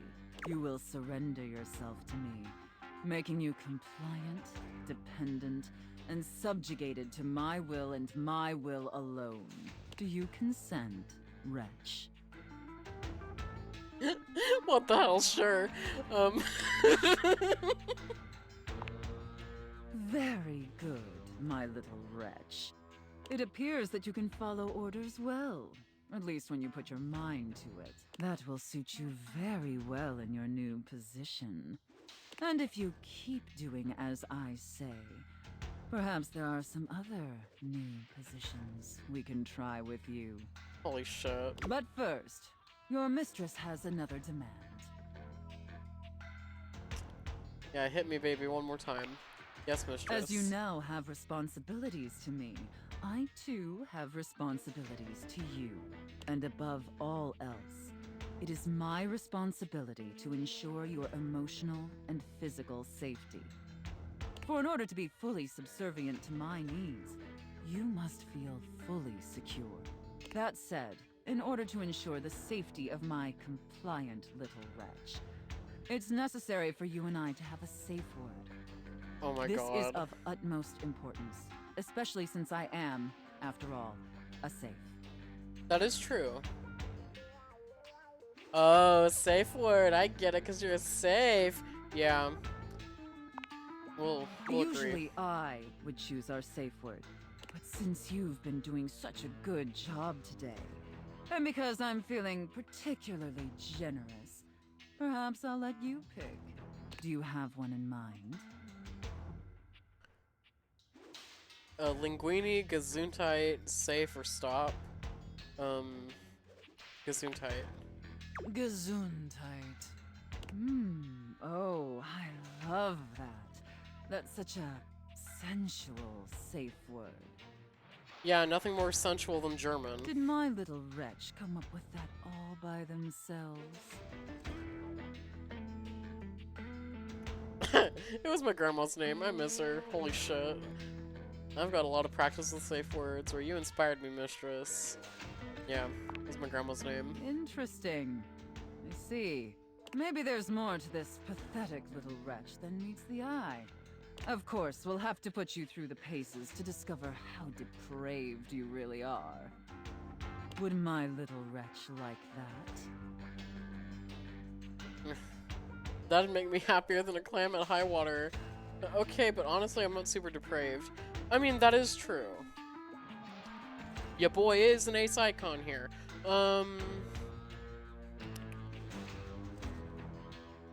Yeah. You will be when I'm finished with you. Oh. But before we truly begin, I have one last issue that's been bothering me. Lay it on me, girly pop. Between you and me, I've become incredibly bored with most of my other, let's call them relationships. They've become routine and uninspired. They're stale. And this displeases me. Yeah. It's alright. Lucky for me, you came along at just the right time. It affords us an opportunity to experiment with something new. I think, perhaps, to ensure you reach your full potential, we shake off the oppressive shackles of our everyday humdrum reality. Do you understand? You want me to quit my job, mistress? Like we incorporate VR or something? Or wait, is this a drugs thing? No, it is not a drugs thing. Work.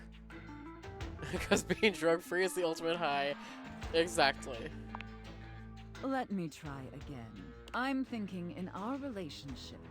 Do you understand now? Oh, roleplay. Gotcha.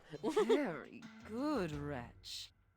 Yes, the more I think on it, the more I think this is definitely what I've been so desperately craving. And how lucky I am to have acquired such a pliable, subservient plaything to help me quench my thirst. All we need now is the appropriate canvas to paint our desire upon. If you beg for it, I'll let you choose. Oh dear. Show me, wretch. Show me how well you can beg.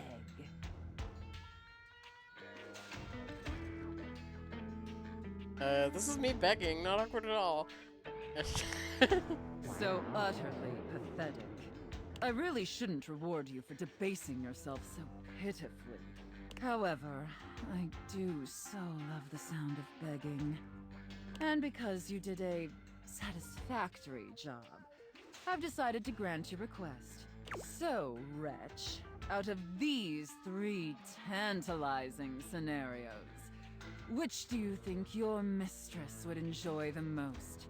Chef and prep cook, Santa and elf, and finally, holy shit. IRS auditor and small business owner. Oh my god.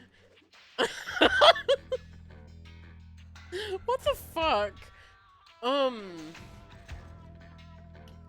Okay, chef and prep cook. That's too close to me. We'll do Santa and elf. I should have expected that. A rather pedestrian choice, but perhaps we may find something therein that I still... Now, I've seen more than enough of your pathetic visage for today. Be back here same time tomorrow and be ready to serve my every meal. Do you understand? Okie dokie, Artichoke. Look, just a heads up. Artichoke, real mood killer. Like, no one's getting aroused being called Artichoke. I don't know. Well, maybe this one guy, but not me. Let's just try a little harder next time, okay? Got it. I look forward to experiencing your vain attempts to please me. Damn. Okay, we've got 2 more we can speak to now. Ooh, wait. What's this? A marble Adonis regards you with a critical gaze, completely unembarrassed to be wearing so little in your presence. He gestures to the room around you, wrinkling his sculpted nose. Okay, so this is that Courage the Cowardly Dog episode where, they go to the Louvre and, the Mona Lisa and the Thinker statue come to life. Is that this? Oh, a preponderance of dust. Oh. Art, art. Did somebody mention art?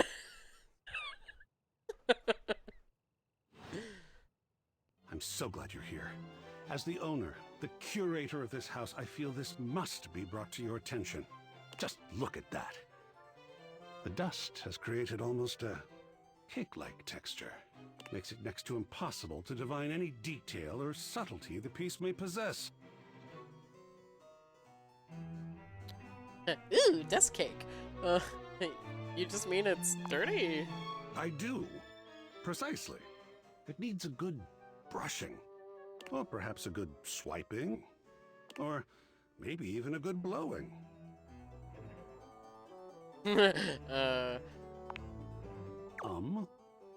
What's What have I said? We were talking about removing dust, brushing, swiping, a good blowing. Oh dear, yes. I heard it that time. Ha! That is titillating, isn't it? Good art can be that, you know. That is true. In this context, though, I just meant dust. Blowing as a dust-scattering mechanism. That's all. Whew, dust does whip me into a frenzy. Conservation has certainly entered a lowered state of late, but there's always hope.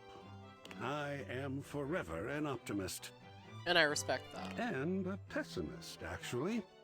Little less respect for that, but I do respect optimism. Oh, and a nihilist. Work. What aren't you? What an interesting way to pose that question. Like looking at the negative instead of the photograph itself. But in this case, it doesn't really apply. I could say I am not nothing, but I am also nothing. I am art. All and sundry, great and small, art.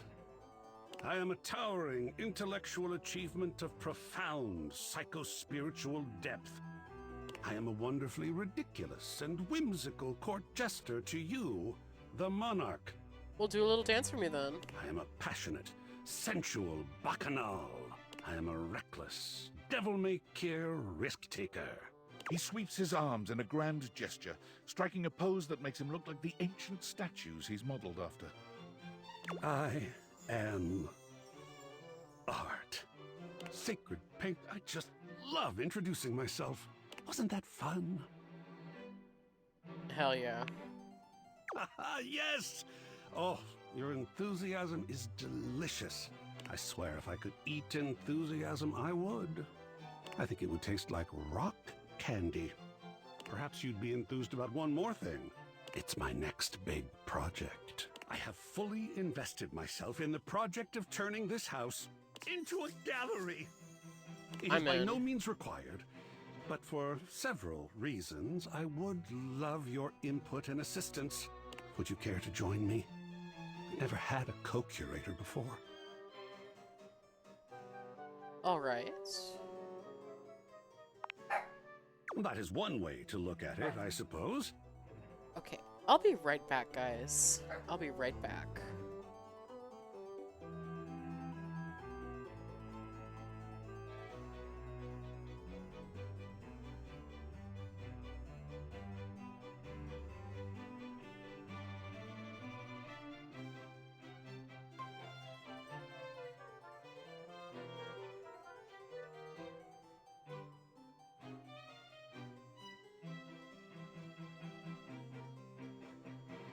Alright, so sorry about that. I needed to go check in on something. Had to make sure everything was alright. Alright. Yeah, sorry about the wait, everyone. I am back. But who knows? This may turn out to be far more exciting than you seem to expect. Fulfilling, tantalizing, illuminating. I'm glad you'll be with me. I'll just go and prepare. Oh, the art of action. Alright. Okay, so that was a fun little chat. I'm glad we were able to find him.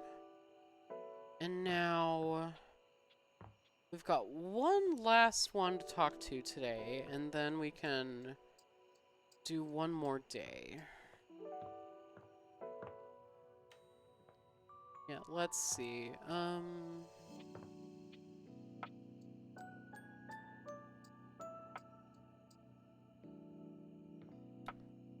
Yeah, let's talk to the treadmill. Why not? Well met, combatant. Did you choose your weapon well? Did you train for this match? We will fight. We will fight together. Alden, what a perfect day. What is your weapon? Okay. Yeah, a soup spoon. Ah, a deceptively simple and versatile weapon. What will you do, huh? Scoop out my eyes? Bury a flaming chunk of peat moss in a hollow of my throat?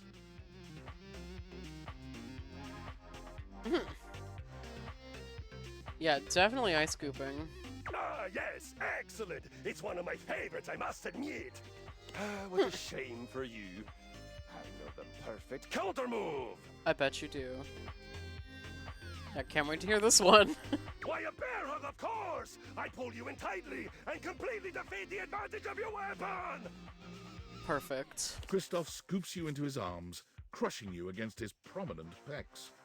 Thank you. Thank you. That I am. It's part of your training.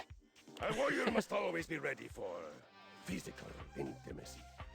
He holds you closer, lifting you just a bit so that your nose settles into the crook of his neck. This is not the sort of violence you were expecting prior. You kind of smell good. Or having my nose squished against your neck is not unpleasant. Or stop! Yeah, let's go with the first option. I know. I smell of sweat. I smell of victory. I smell of manliness. I mean... Me too, bro. Me too. Me too. It is my natural scent. It has lulled many an enemy into a swoon, and thereafter I, of course, destroy them!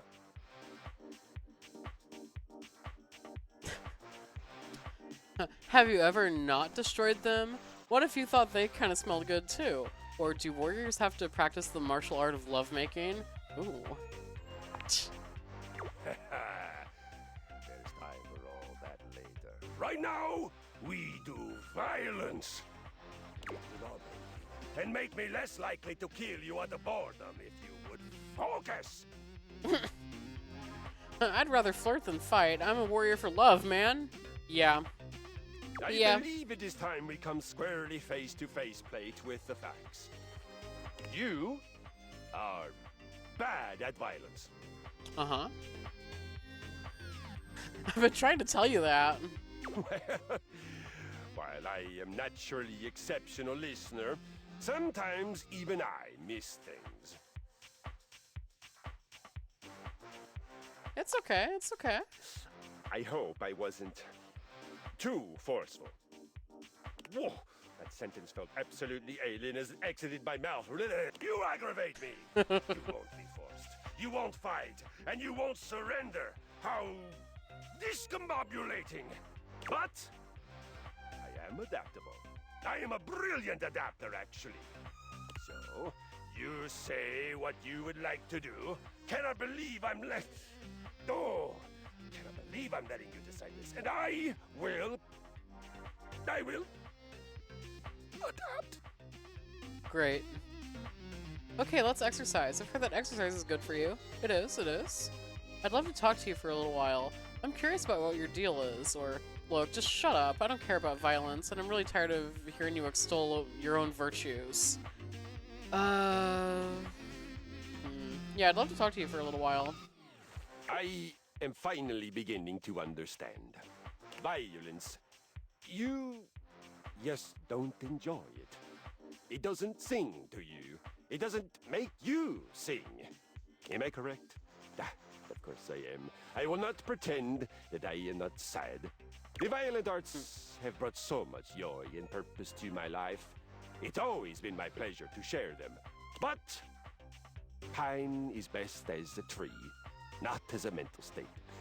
True. So, we can maybe find other things around which we enjoy sympathy. Hell yeah, I bet you have some great stories. Do I ever? The tale of Friar Bjartur. It is a saga for the ages. My people began in a warehouse outside of Hell, Norway. A proud place, a noble place.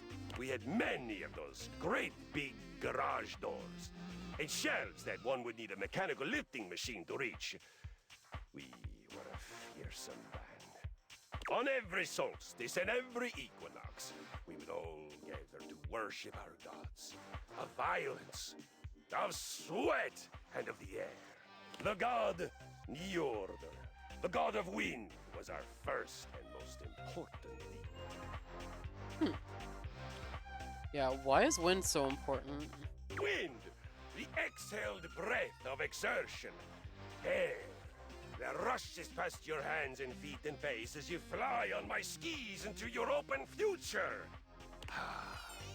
Wind, breath.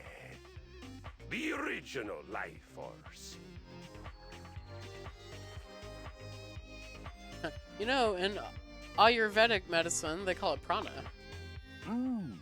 Yes, that's it. Okay, I really don't care. Damn. May I go on? Yeah, continue. One day, we were ambushed. In a corner of the warehouse, the foreman placed a single box, the harbinger of many to come. Each one, a knell of doom. It was a friar, but one who had turned away from the road to the heavenly kitchen. His name was Bjartur. From the faraway land of... but not that far away. He was from the Netherlands, but still, if you have to travel there by boat, it is like a hero's journey. That's true. It soon became clear that Bjartur was a heretic. He worshipped oil, a sticky, oozy substance that we had before used only to grease our gears. This we did for play and for lovemaking, but never for food.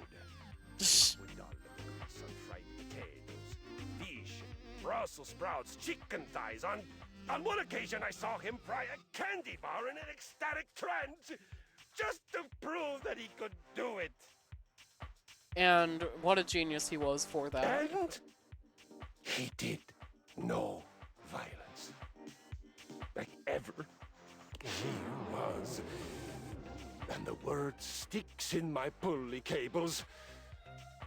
A pacifist.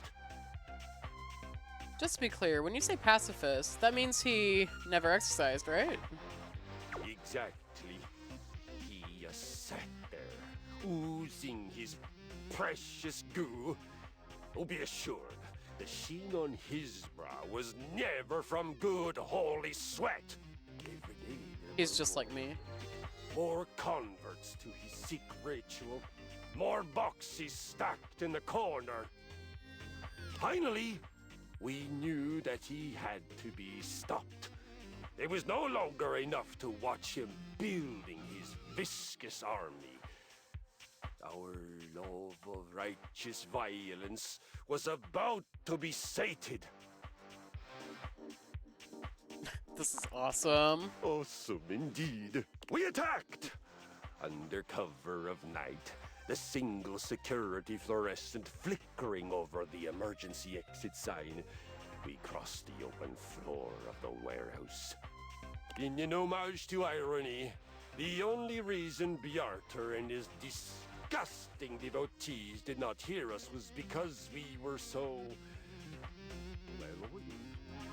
well, that and the weak-gutted singing coming from his feast day celebrations. He had fried some god-forsaken combination of food and personal hygiene products, and his Bacchic splendor was leaking all over the concrete. Ooh. Snuck up on. We surrounded him. On my signal, a single gentle flick of my flywheel, the music of conquest began. That violence triumph over apathy, holy sweat over the unholy slick, driving wind over the trance of stagnation. Holy shit, man, that's freaking awesome. Yeah. So, now you have heard a saga, one of the greatest victories of my lifetime. How are you feeling? Are you inspired, enraptured, transported? All the above, bro. Let us use the surge of emotion that must surely be pulsing through your atrophied veins. Yeah, I'm pumped, bro. Yes! You are, and shall remain, my friend. Yay. Come. Okay.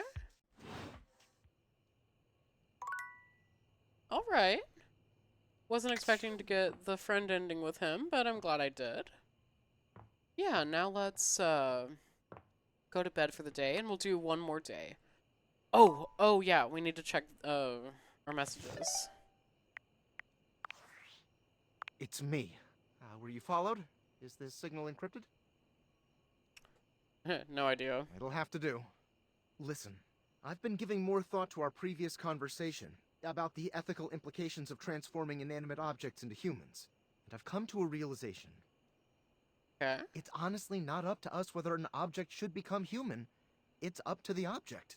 And if an object expresses desire for personhood, who are we to deny them?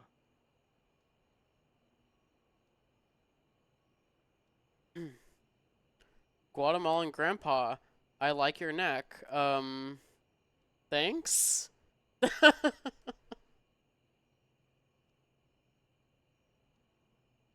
I messed with the little strand of hair coming out of that hat. Work. Okay.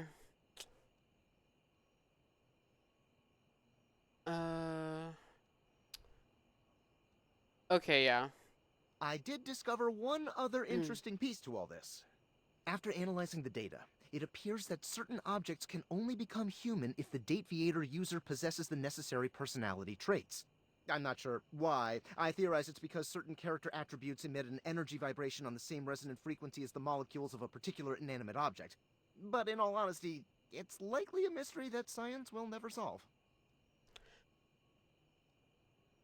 Can you teach us how to mew? And mog?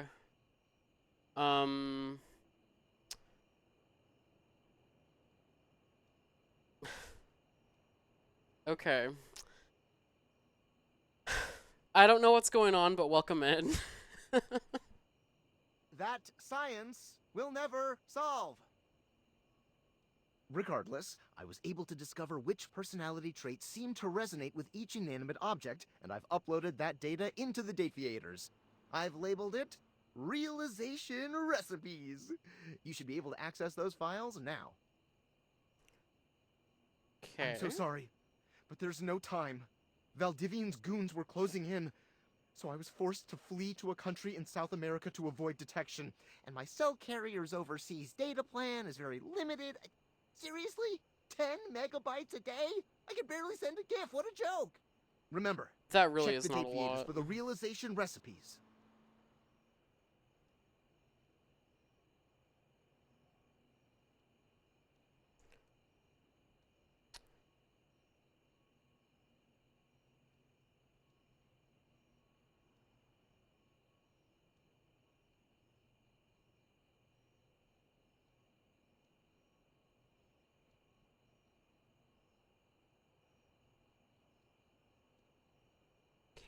Give me 1 second, guys. I'm so sorry.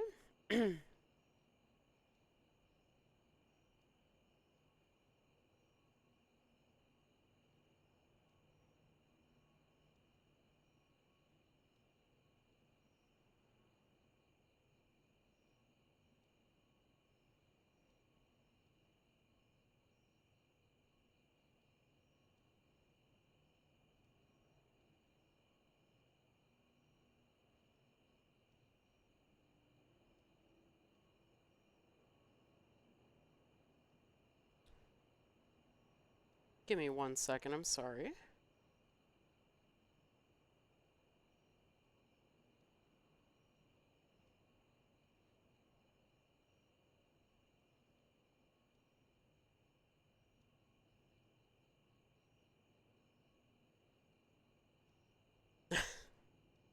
Jeez. I haven't actually had to do this. That's funny. Thank you for being my first ban, guys. I feel like I've now officially grown as a streamer.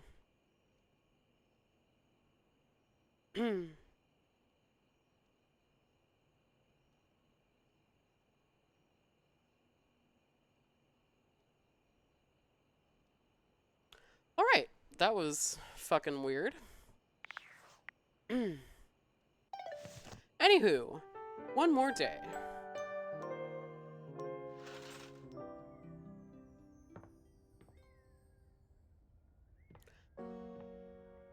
God, what strange behavior.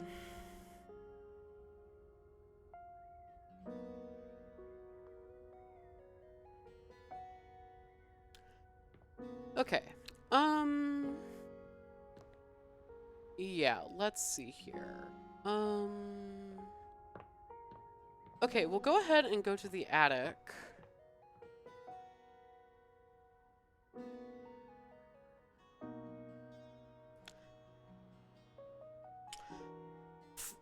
Flaming flamingo. Exactly. Like, very that. That's really weird, like, cringy behavior. I'm guessing they were probably children.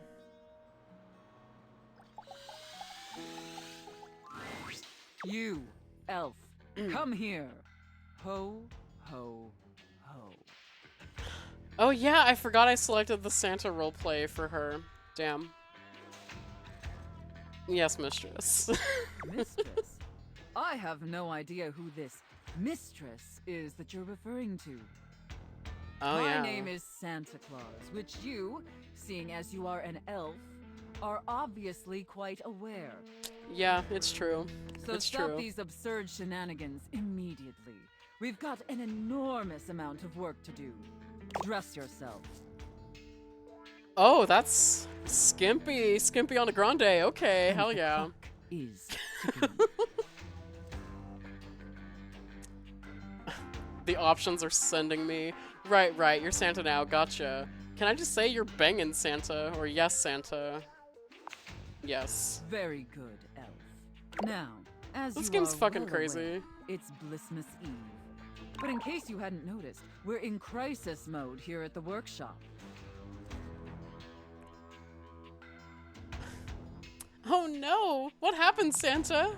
Unfortunately, our head chef, Tinselface, served some spoiled reindeer stew, and it's rendered our entire workforce incapacitated with horrific food poisoning. Typical. Whatever you do, stay away from the bathrooms. Now there's no one who can help finish preparations for Blissmas Eve. No one. Except you. God. Yeah, how can I help, Santa? I'm going to be completely honest, Elf. You were not my first choice. Why would I be? There's a reason I didn't have you on the production line at all this year. You're sloppy, lazy, and generally incompetent. It's true. In fact, you're one of the worst elves who's ever worked for this organization. Yep. Just a total embarrassment to the entire North Pole. If there was anyone else who could save Blissmas, I would call them. But there's not. It's up to you. Do you understand? A lot of insults considering you need my help, loser, but okay. Work! Oh. I would say that, but that would probably piss her off. Assertive Miss, welcome in. Yeah, you can count on me, boss. Good. All right. First, let's take a look at your workstation. Dear God, this is where you work? This is a sty. You clocked it, sister. Moldy gingerbread houses, half-eaten candy canes. I've never seen such a nasty, unkempt, unprofessional workspace. Yeah. You are beyond disgusting, and you should be deeply ashamed of yourself. Okay, that's a reaction pic. We're saving that. Tell me how ashamed you are, Elf, or you're fired.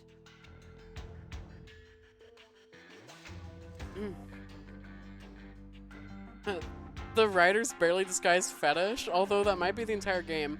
Yeah, that's kind of the point of this game. It's not subtle at all about it. This is absolutely fucking crazy. I feel like I'm, like, way too ace for this, but also, like, this is very funny. Real sorry, brah. I'll get a wet vac. Yeah. Such a pathetic and insincere response. It's painfully clear you're not taking me or this position seriously.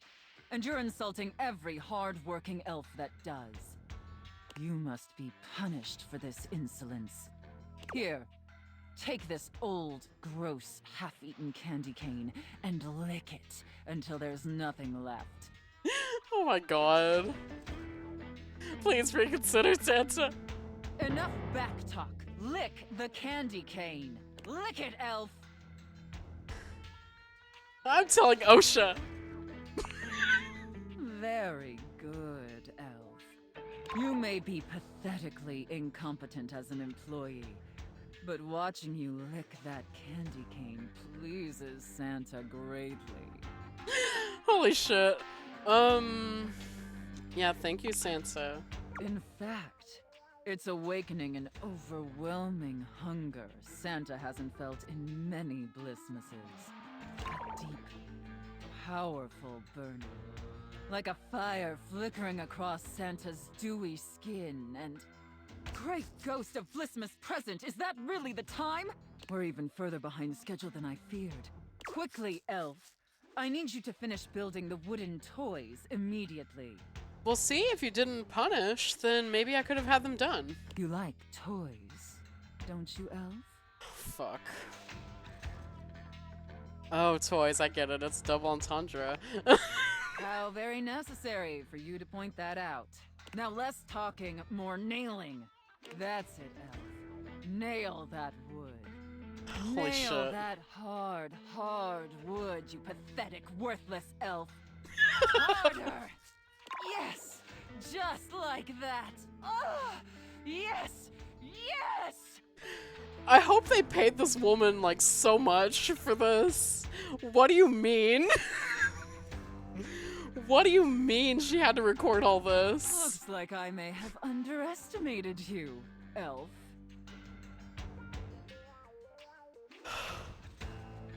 Thank you, Santa. No, thank you, elf. Santa is very, very pleased with you. But enough chit-chat. There's still much we need to do before delivery. Now take the wooden toys over to the gift wrap station. I hope she has good soundproofing for the neighbor's sake. Oh, absolutely. They need to be properly wrapped before they can be distributed. Either, like, good soundproofing at an in-home studio or, like, do the shit in the studio, because, like, oh my god. Quickly!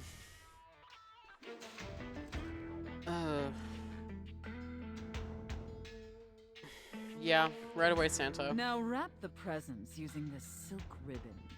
Tie them up tight. Real tight. I want them tied so tightly that they're losing circulation. Do you get me, elf? I don't think toys have circulation, but okay. Okay, yeah, I'm starting to feel uncomfortable with this. Can we please just end this? Do you feel that, elf? Do you feel how tight those ribbons are? I imagine anything tied that tight would be completely immobile, trapped, and utterly helpless. Can you imagine that, elf? Can you imagine that? Yeah, especially if we use a bowline knot. Yeah, probably, I guess. I'm not a sailor. All right, enough gift wrapping. Now let me check the time and... You did it, elf. You successfully fabricated and wrapped all the gifts with seconds to spare. Honestly, I didn't think it would be possible. But despite your myriad inadequacies, you actually managed to save Blissmas. I think that deserves a reward. Don't you? So I successfully pleased you, Santa. Wait, no, hold on. I can do this better. I think all of these options should be read as Mae West. So, let me get a drink, get into character, and we'll be Mae West for it. Health insurance, hell yes, exactly.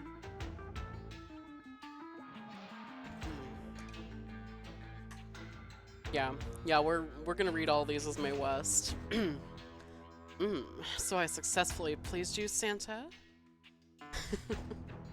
Or, please be a Ferrari. Please be a Ferrari. Does this mean I qualify for health insurance? This is what friends with benefits mean, right? I mean, I'm not the right person to ask. I am Ace. But, yeah, I'm guessing so. Let's not ruin the surprise. Here, come take a seat on Santa's lap to receive your reward.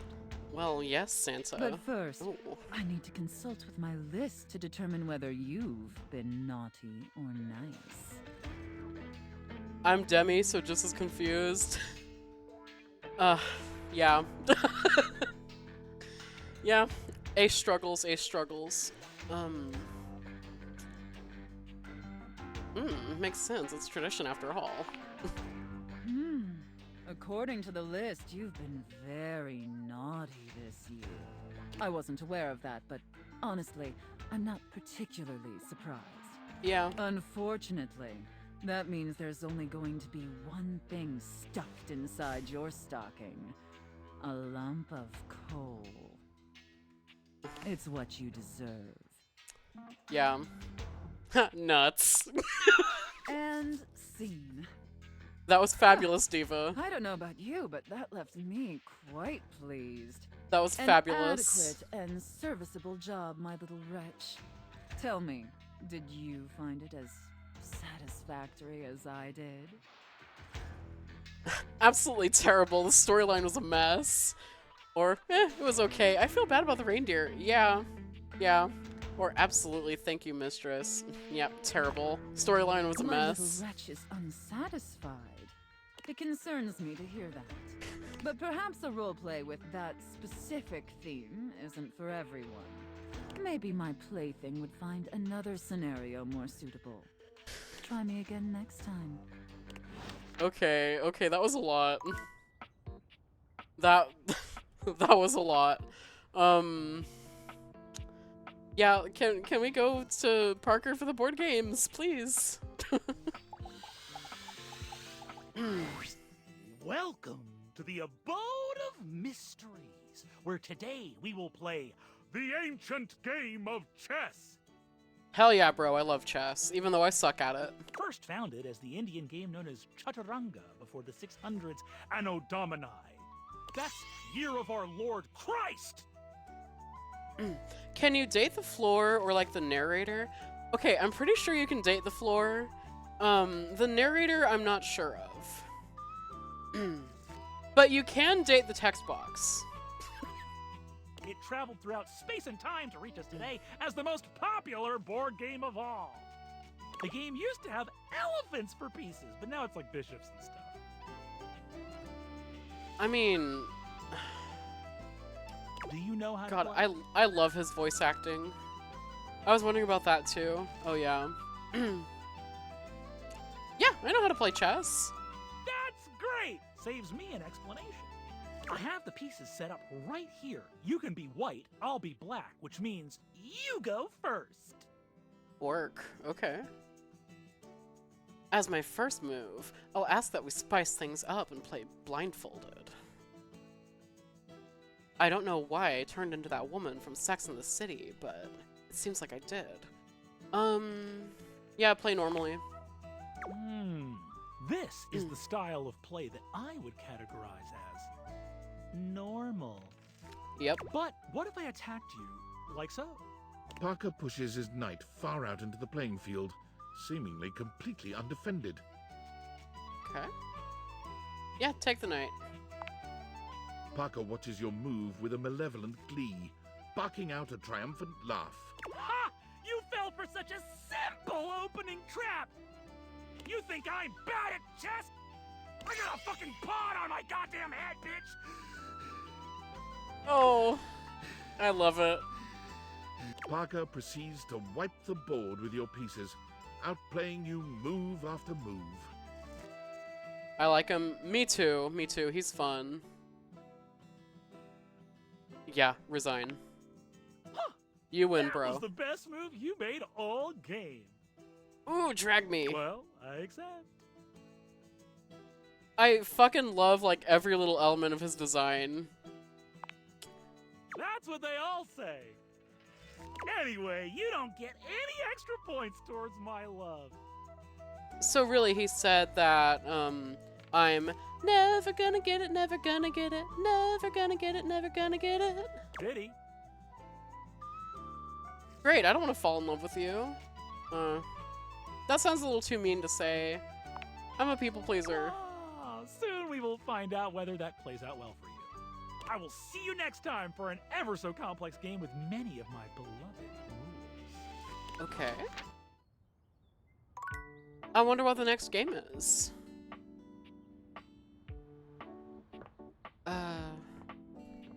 Okay, it looks like you can't select, like, just the floor in here, unfortunately.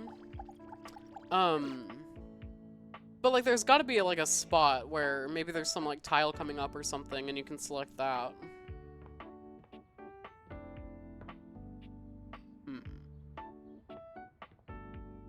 Alright, so that was 2 spoken to today. Let's see. Nope. We're gonna find the stairs. We're gonna find the stairs, and we're gonna go down the stairs. Yeah, I haven't talked to this one yet, so let's do that. A distinguished beauty greets you with an elegant wave. You never really thought so many hard corners and angles could be soft and graceful, but she's really selling it somehow. Oh, hello, dearie. Mind your step. I'm getting a bit creaky in my old age. She's gorgeous. I'm working on it, mind you. I'm Stella, your quickest way up and down between floor and ceiling. I love her already. She's beautiful. Airway calling. The handbag that matches her dress, she ate.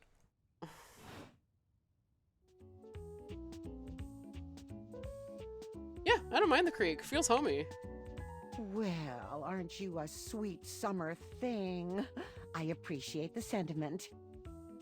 Still, one step at a time, all right? Just in case. And step and step and step and step.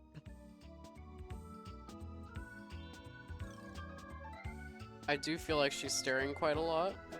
At least that's what they say. One step at a time. That's the way. Step on through. Yeah, laying on a little bit thick there. She gives you a surprisingly cheeky little wink. Oh, they call it branding, apparently.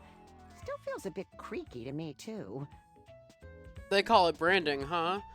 That's like me, overusing fierce for a little bit. Yeah, branding for what? Self-sufficiency. You see? Well...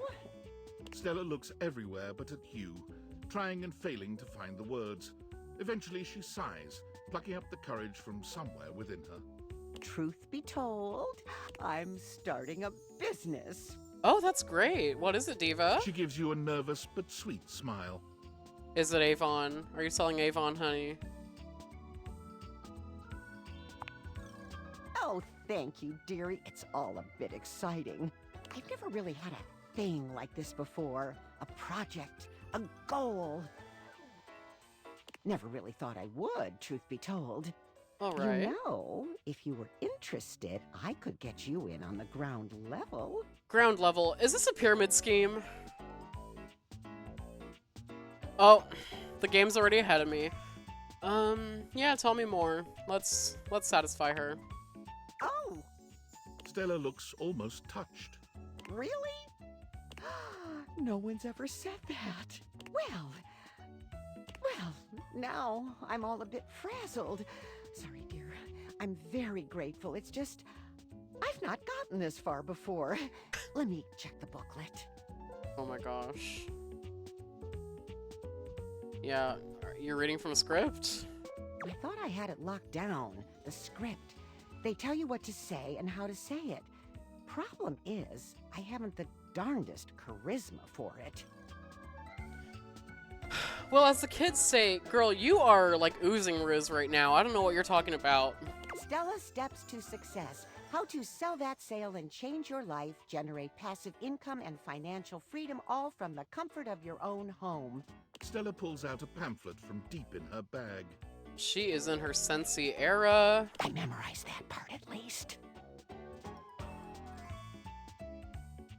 Looks like someone just scrawled your name in front of some boilerplate text. Or, I think you're being scammed, Stella. Stella! Yeah, you're being scammed. Let's not get too dramatic. It's hard work, sure, but isn't anything? They even tell you that. Step 37. Not everyone will make it, but drive and passion are the fuel that fans the flame. Patience is a virtue, and success is for the virtuous. That's how they get you, dear. Well, at least it isn't Herbalife. I've heard of that one, but I don't know much about it. Doesn't that make you want to get to work? Yeah, like, after, like, a bunch of my friends, like, got into, like, MLMs, like, during the pandemic, like, I joined a bunch of, like, Facebook groups on how to, like, spot that info and everything. Be able to, like, spot it real quick so I don't get roped into anything like that.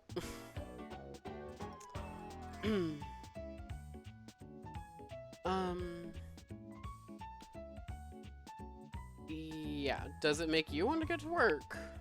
Yes, actually, it does. Make something of myself. Oh, I really have gone off track now, haven't I? Booklet or not, this is a mess. And we live for the mess, my dear. Look, dearie, I'm so sorry to ask, but could you come by again someday soon? Give me another shot. I'm still working on my nerves. She's so sweet. I hate to see her roped into a scam like this. There are really a lot of fancy words to learn. I'll throw in a free sample. Gotta get rid of them somehow. Damn. I didn't join groups, but I did learn that same thing. Side note, when I see MLM, I think man-loving man and get confused sometimes. I keep making that mistake too. You are not alone. Because, like, whenever I first heard the term, like, being thrown around, that's what I thought it meant. And sometimes I'll see that and they're talking about Men Loving Men, and I think multi-level marketing, and I'm like, how does this fit in? Yeah, I'll swing by when I can, and then just like ghost her. God, I'm horrible. Sweetheart, dearie. Thank you. No, we'll be back.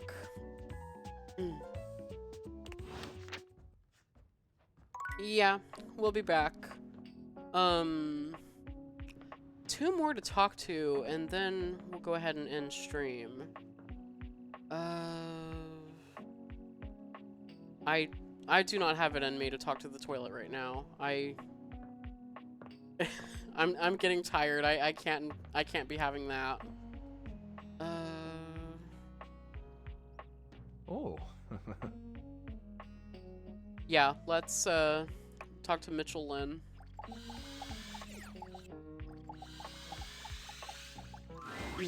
Ah, my faithful companion. That's me. Care to join me for another review? Hell yeah. I gotta say, like, this game, like, really impresses me with the, like, food writing. Because I've done some other, like, conversations with Mitchell, and they've, like, described the food in, like, such a, like, fun and delightful way. And as someone who is in the culinary arts, it's really nice to see that. Oh, no, I didn't mean to refuse. I accidentally hit the wrong button. No. Well, shit. Okay, we'll talk to the candle. Hey, bestie. Yet you return. As always. You must desire me in some way. The chance of critical colloquy beckons. Though your own scandal-mongering leaves much to be desired, I can take you under my labrum. Take me away, Scandelabra. But, tell me, when I spoke of polishing my knot, do you even know what that is?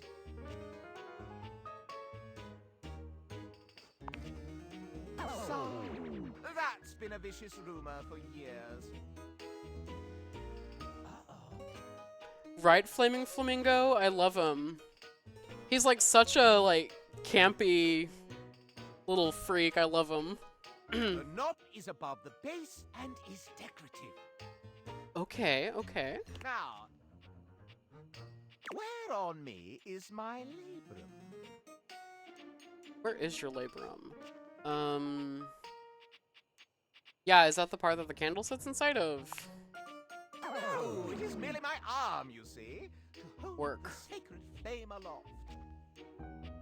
Last, a capital may mean an uppercase letter or an exclamation for a lovely thing. But where is the capital on my corpus? Yeah, if I had to guess, it's near the top. Exactement! My capitals lie neath my sconce. Oh, it's your wig cap. Gotcha. Well, there went your chance to further gain my esteem. A mere single question correct about my anatomy? For shame. I'm so sorry I didn't hit up the textbooks, bro. Allow me to tally up my feelings for you. I deem you not yet worthy of my inner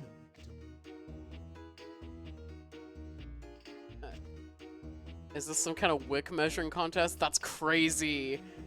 Well, how do I get myself into that wick of yours? Or, okay.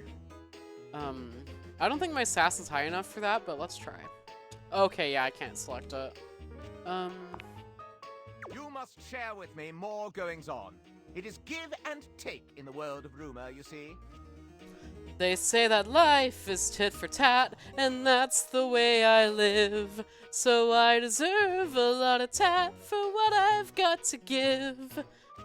Basically. Scandelabra, I wasn't raised in the aristocracy. Why are you quizzing me on candelabra parts? Exactly. Do you like, what is have this? any for me? Let's see what we've got in the books for you, player. Yeah, call me player, all you want. No, I call you player, since Seems you seem to have your way with everything in this very house. Oh, he said I'm loose. Okay. Why, just look at the list of scandals. In alphabetical order, of course. You took a chance on love with that inordinately complex Di and won his affections. But at what cost? You and that microwave have gotten your relationship to extreme heat very quickly. An express cook of calumny.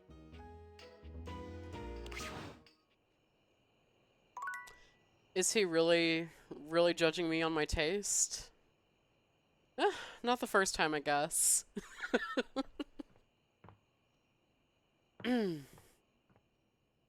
Okay, so find the stairs.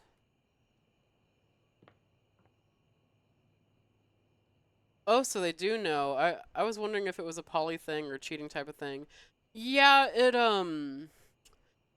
doesn't seem to be like poly in that it's the fact that everyone's together. It's more like, okay, they're aware of the multiple relationships and they're okay with that.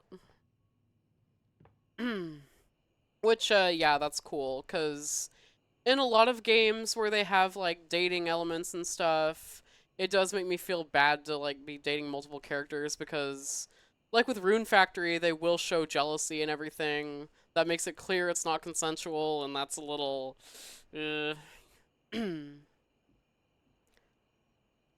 All right. Yeah, we're going to hit the sack and hold up. What time is it getting to be? You know what? We'll do one more day. We'll do one more day because I'm enjoying myself. Let's see.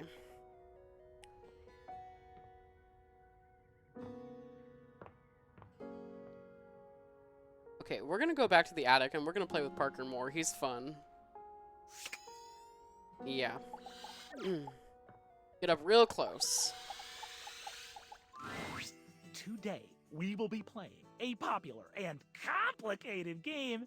This is a game in the Eurogame tradition, one of resource allocation, worker, placement, and cooperation between players. It's based on the 20th century dairy wars between England, France, and Belgium, called Cream Capitalist. Is it Settlers of Catan? I think so. We will both attempt to outproduce the cream that the other is attempting to make. No? Would you like to hear the rules? Yeah, I'm not quite sure what board game this one's supposed to be based off of. Because, like, the first one was Sandyland. Obviously, that's based off of Candyland. And then day 2 was chess. So yeah, let's hear the rules. What is this? I'm so excited to speak for a very long time! And I can't wait to hear your lovely voice for a very long time. Let's go, bro. Parker does indeed speak for a very long time, spending roughly 45 minutes going into excruciating detail about the different rules and sub-rules for each scenario, including the expansions which, as far as you can tell, aren't being used. Is it supposed to be Monopoly? I'll play as Belgium, which has a +3 bonus to currency exchange, which means you can be either England or France. Parker's just the male version of me. And we love that. We love to see people enjoying board games and info dumping about it. We love that. I'll play as Belgium, which has a +3 bonus to currency exchange, which means you can choose either England or France. Ooh, okay. Both places I do have ancestry from. Which will you choose? So I don't know which one to pick based off of that. We'll go with France. I knew you'd choose that. There's nothing interesting about France at all. Okay. In the game or real life. Monsieur! Begin! Damn. Parker distributes the pieces, a 10-minute process. You receive 5 cards with various types of cream-making machinery on them, 6 bulk cooling tank pieces, 24 cream maker worker pieces, a pasteurization token, and 8 or 9 things you can only describe as shapes. Work. Okay. Place your pieces in little piles in front of you. Think about the rules and begin to build a strategy, or look over at Parker's resources and analyze them. Yeah, we're gonna build a strategy. Though the rules are intricate, they are no match for your intellect and resource-mongering capabilities. I know that's right. I'll go first so you can see how a turn usually goes. It consists of 5 phases. Parker does a mathematical dance between placing workers, spawning new factories, and gathering new resources to then place again. Chits and chips fly through his fingers, and it serves to remind you just how well made the pieces really are. That's my turn. I'm prioritizing fermentation technology, the last step in the cream-making process. Now you go. All this dairy talk made me think of this. Oh, if you were trying to send a link, could you whisper it to me? Because I don't allow links in my chat.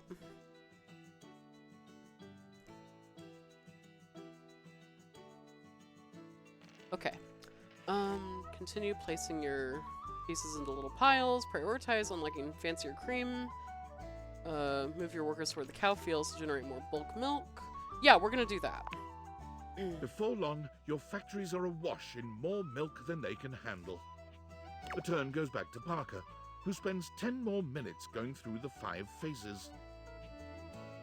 I've invested in new technologies. Once my factories are complete, my process will be airtight.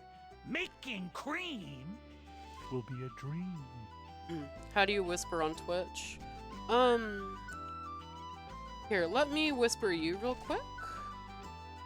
And you should see a little notification come up, and then you can respond. There we go, I just whispered hey to you.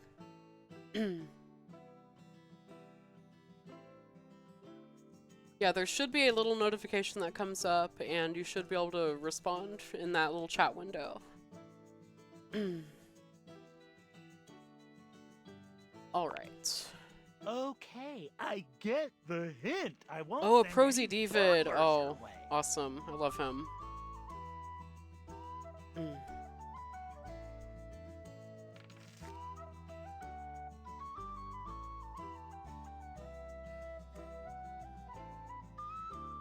Oh, and that's a good one. God, I love Prosy D. All right. You and Parker seem to be neck and neck in cream production and milk gathering. You've made it to the solstice season, where your respective countries' production will finally be scored. At turn 14, you see a critical opening.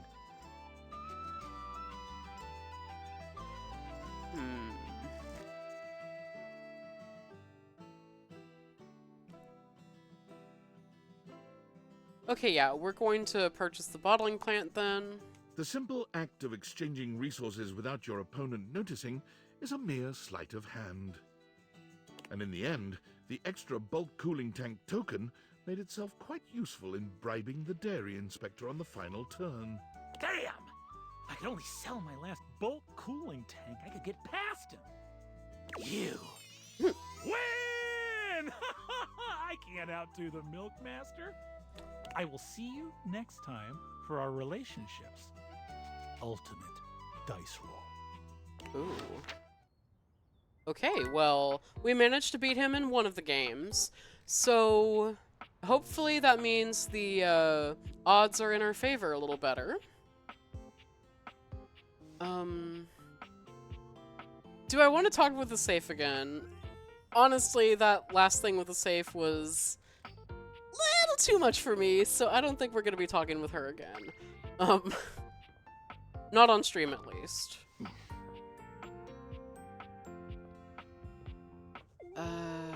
We already got the friends ending with this gentleman.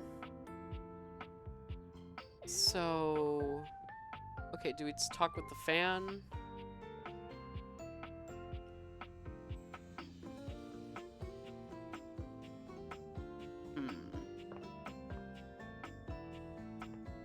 Okay, we will not talk with Benoit. We will not. Yeah, let's talk to the diary. Hey, Diva. Hi. That's it? Just hi? Just hi. That's it. That's all I have. Funny, so steeped in words, I could make a metropolis if I ever needed one, and now all I have is hi. I might be owed more than that. Or, it's okay, hi's enough for now, how are you doing? Exactly. I am doing. I look at things, I think, I feel sad, I feel happy, or I feel confused. Who is doing the feeling? It isn't you. You aren't there. God, this poor girl's going through so much. But I don't have words for it now. I find that I miss them. I miss the words, your words. Even if I wasn't in control of them, wouldn't I rather an untamed herd of horses than an empty paddock, blowing dust, and nothing grows? Those words were all yours, and they were beautiful. Yeah, let's build her up. What good is a diary with no words? At best, I'm a scrapbook. Ransom notes of cut-out letters, glaring out from behind a semi-glass wall with mismatched eyes. Yeah, you have words. I wouldn't have ever said that. Exactly. So once again, I'll be led. Is this another just in case, where you take me somewhere only to leave me in the bag, scribbling down a few notes to make it feel like you didn't waste the weight in bringing me? She does indeed need a hug. I'd rather stay here, if it's that. I was, like, feeling just the same way about the microwave character. where, like, he just really needed a hug, too. I'm tired. Like, hopefully we can build this queen up. Yeah, it's not that. I'm going to set you free. Okay, tell me. You've told me a lot, so another idea, another thought. I think I can hold it if I've held all the others. I feel like a cartoon character. Is this what a cartoon character feels like? I've never been one, so I don't know. You've never been one, or even seen one. At least you've never written a story about it. Damn. I have definitely seen at least one cartoon. Like, girl, I'm always watching cartoons. I must have told you a lot of others, though. Which one would you like to hear? Yeah. Too many to choose from. Ah, that's like saying pick a star in the sky, but just one. The others might be jealous and gang up on me. I could do it. Of course I could. It's just an action. Any action is possible with the right motivation. Okay, like, I know the cosplays from this game are gonna, like, absolutely serve. I've seen a couple, like, on TikTok and stuff, and I can't wait to see more people cosplay characters from this game because the designs are all just so good. It was either a life coach or a sociopath who said that, I think. What's the difference if you really break it down? Why am I doing this? Yeah, because we're gonna use it to separate you from me. Yes. Be your own girl, girl. That's possible. We can do that? So I'll pick one, and then what? I'll tell it to you, and you'll wave the wand and swirl the cape, and I'll be better? Me? Whole? Alone, but not alone. On my own in the good way. Alexa, play All By Myself. Okay, pick one. Okay, tell me the prettiest story. That's me. The most interesting story or the most available story. Yeah, I want the prettiest one. Which is the most pretty? No, that's never a good metric. I have one. I have three. One of the man who had a seizure. The one about waiting in the wings of Edinburgh. Oh, crashing into a tree on skis. Tree ski meltdown. You'd better pick one before they overwhelm me. Once I open this thoroughfare, all the bones want out. Okay, not the seizure one. Not the seizure one. If I choose the Scotland one, is she gonna do a Scottish accent? because, like, that's gonna, like, absolutely send me. Or Tree Ski Meltdown. What do you think, chat? Which one do we pick?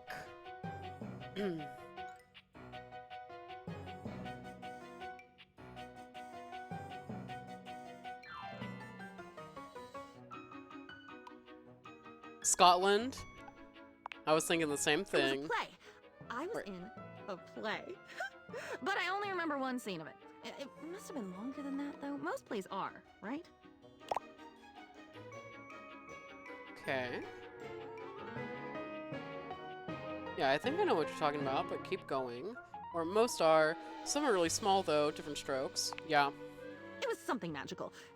Everyone was speaking English, but it sounded different. Like poetry or like a song with no music.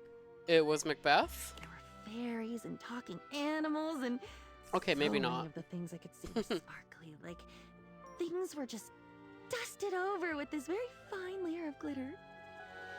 I don't like glitter very much. And glitter is so beautiful and celebratory and ethereal. I love glitter! I love it, darling. Okay, Midsummer Night's Dream. Yeah. Yeah, I love this memory. Keep going. The point here wasn't so that you could bathe in the reflected glory of this gorgeous memory. Don't you do that enough with me? Damn. Me! You said this would help me not be you anymore. Yeah, you're right. I'm sorry. Much obliged. I remember I was standing on my tiptoes in the wings, waiting for my entrance.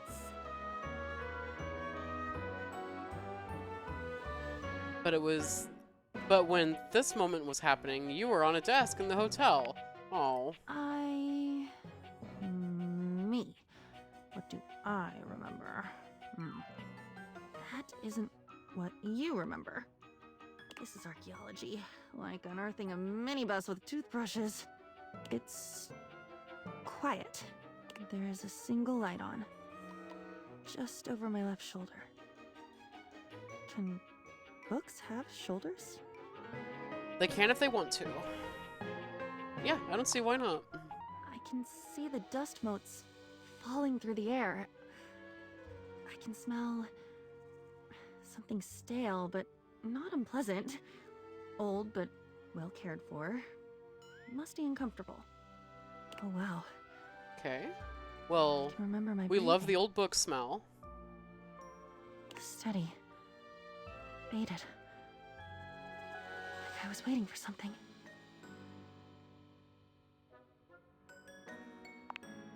It's difficult to tell.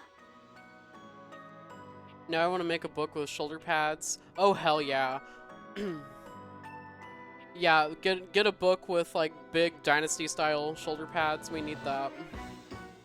I was waiting for you to come back. The light was on. I was open on the desk, imagining the adventure you must be having. You'd told me so often how excited you were to be in Edinburgh, how much you loved this play. What a dream come true the whole experience was.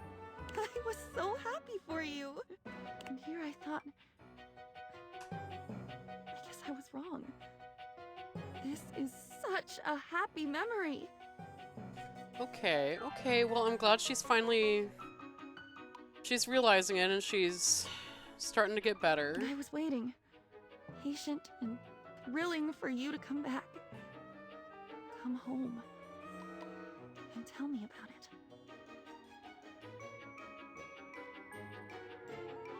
That's amazing. Different memories, but we were so in sync. Exactly. I think... Thank you. I think you've saved my life. I did have it before. I just... never lived it. I lived yours. You were overpowering. I hope very much that I will never be the same.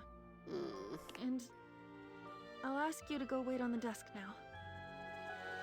I'm going to go make my entrance and see what I learn. Come back. Come back soon and I'll tell you about it. Aww. yeah, see you soon.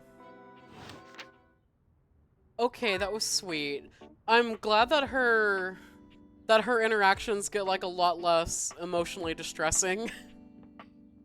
That's good, that's good.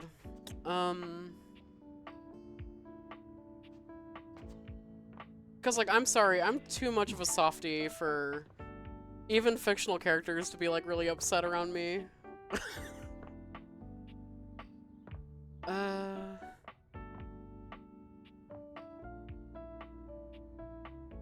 Let us see.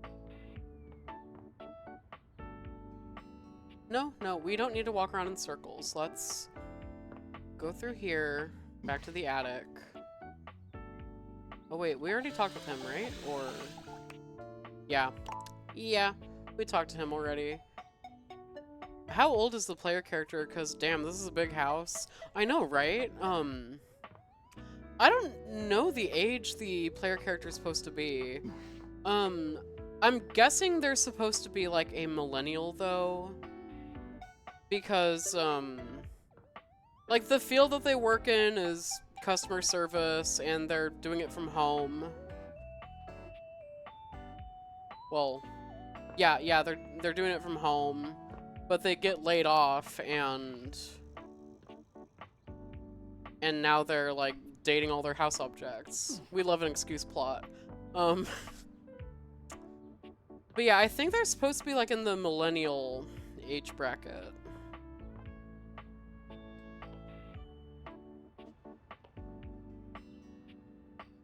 A grand piano. God, I wish I had a piano. I never learned how to play the piano, but I've always kind of wanted to. The only instruments that I know are violin and viola. You know, let's have a chat with her. Why, hello there, Maestro. Yeah, you seem not devastated by recent events. That's because I've chosen to make the best out of a terrible situation. And we love that. Since you're not the famed composer you led me to believe you were.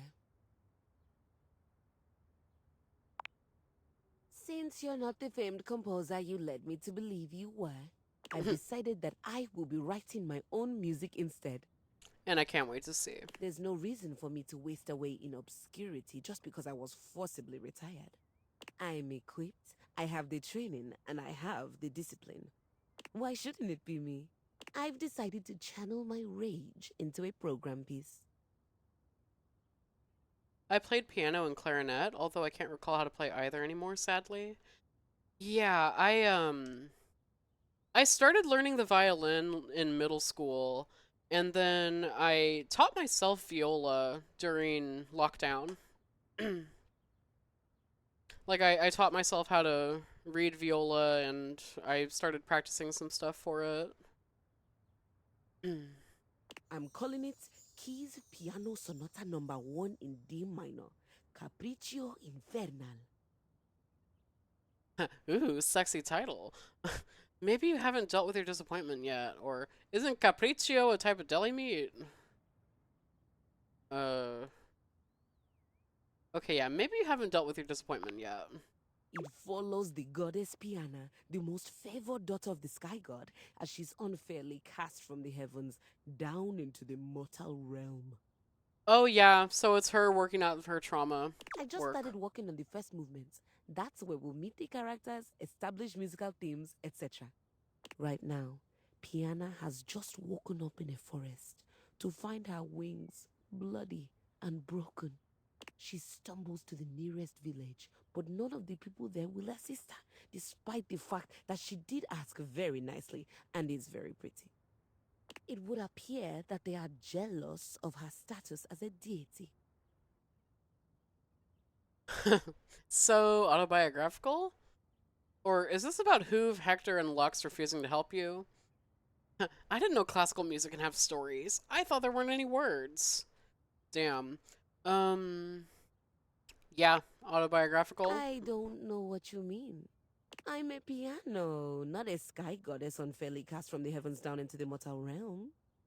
Anyway, the entire thing focuses on her attempts to get back home. Whatever you gotta do to process your feelings, It exactly. has nothing to do with my feelings. I was inspired by reading something very much like it. Sure, Keys, sure.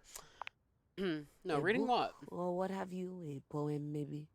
I just started working on the first movement. That's where we'll meet the character right now.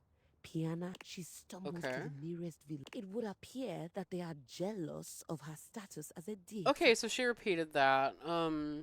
Yeah, is this about, those three refusing to help you? I have no idea what you're talking about. Piana lives far away from these quotidian modern objects. Piana decides she doesn't need their help and sets out to find the most famed magician to help her mend her wings. Okay, so processing your feelings through a poem, then making a sonata with those feelings. I mean, that is the purpose of art, to help express yourself, and I'm glad that she's using it for that.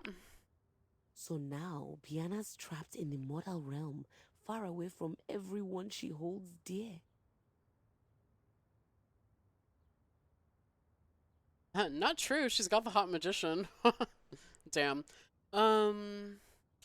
Yeah, I'm sorry, Keys. I know this adjustment can't be easy. This all happens in the first part of the sonata, the exposition. I think I'd like to build on the sinister theme in the second movement. Right now, it's all lacking a bit of bite. Leave me. I have composing to do, and I need my space. God, I love her design. She's so gorgeous.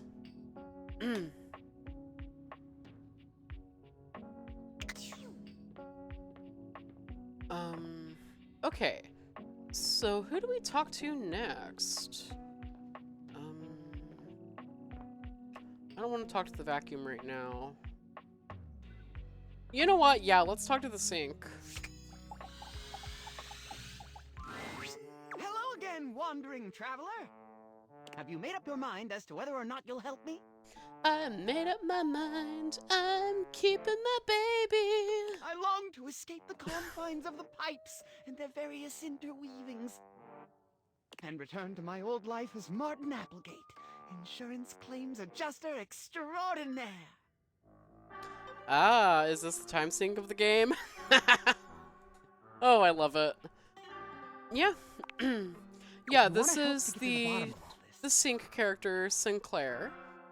He was apparently cursed by a fortune teller to turn into a sink, and he used to live as an insurance claims adjuster.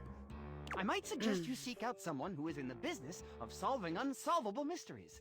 Or just go see if Vagabonda the Sinclairius is willing to undo her curse for a free shovel.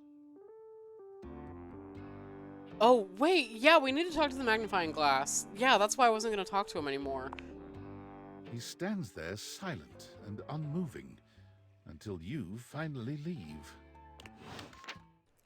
Work. Okay, so that was a waste. That's fine. Can we speak to anyone else? Yeah, we've got one more that we can do. So let's finish off on a good one, shall we? Wait, what's this brochure? I've written it! Oh, it's lyric. Okay. Pretty heavy, but worth the effort. But it's not enough that we've written this. One should always check in with the hoi polloi before publishing. So I've brought along my favorite friends to bounce ideas off of. Yeah, who'd you bring? The wall, ceiling, and floor, of course.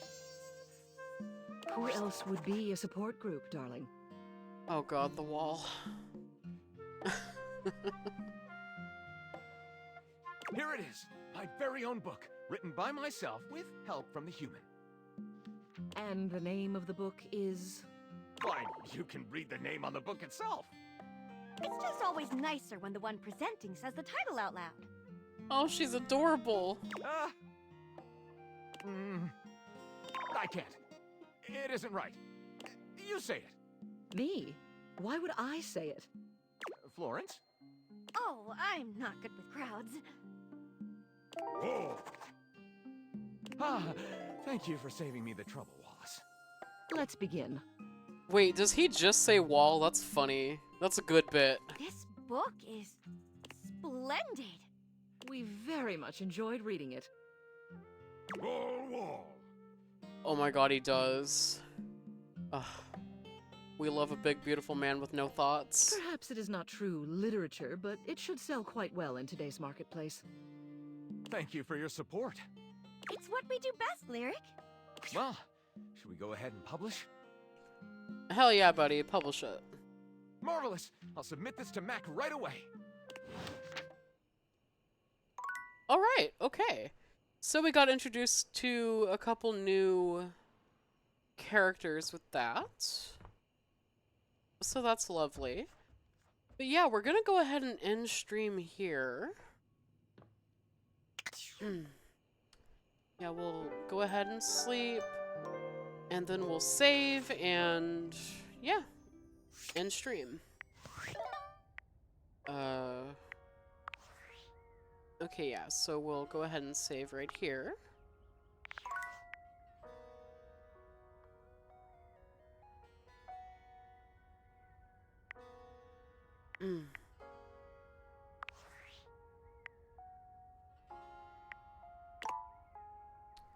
Okay, yeah, we'll save that. Very good. All right. Right, thank you guys all so much for hanging out today. I really had fun with my streams, and I hope to see you guys next time. Bye-bye.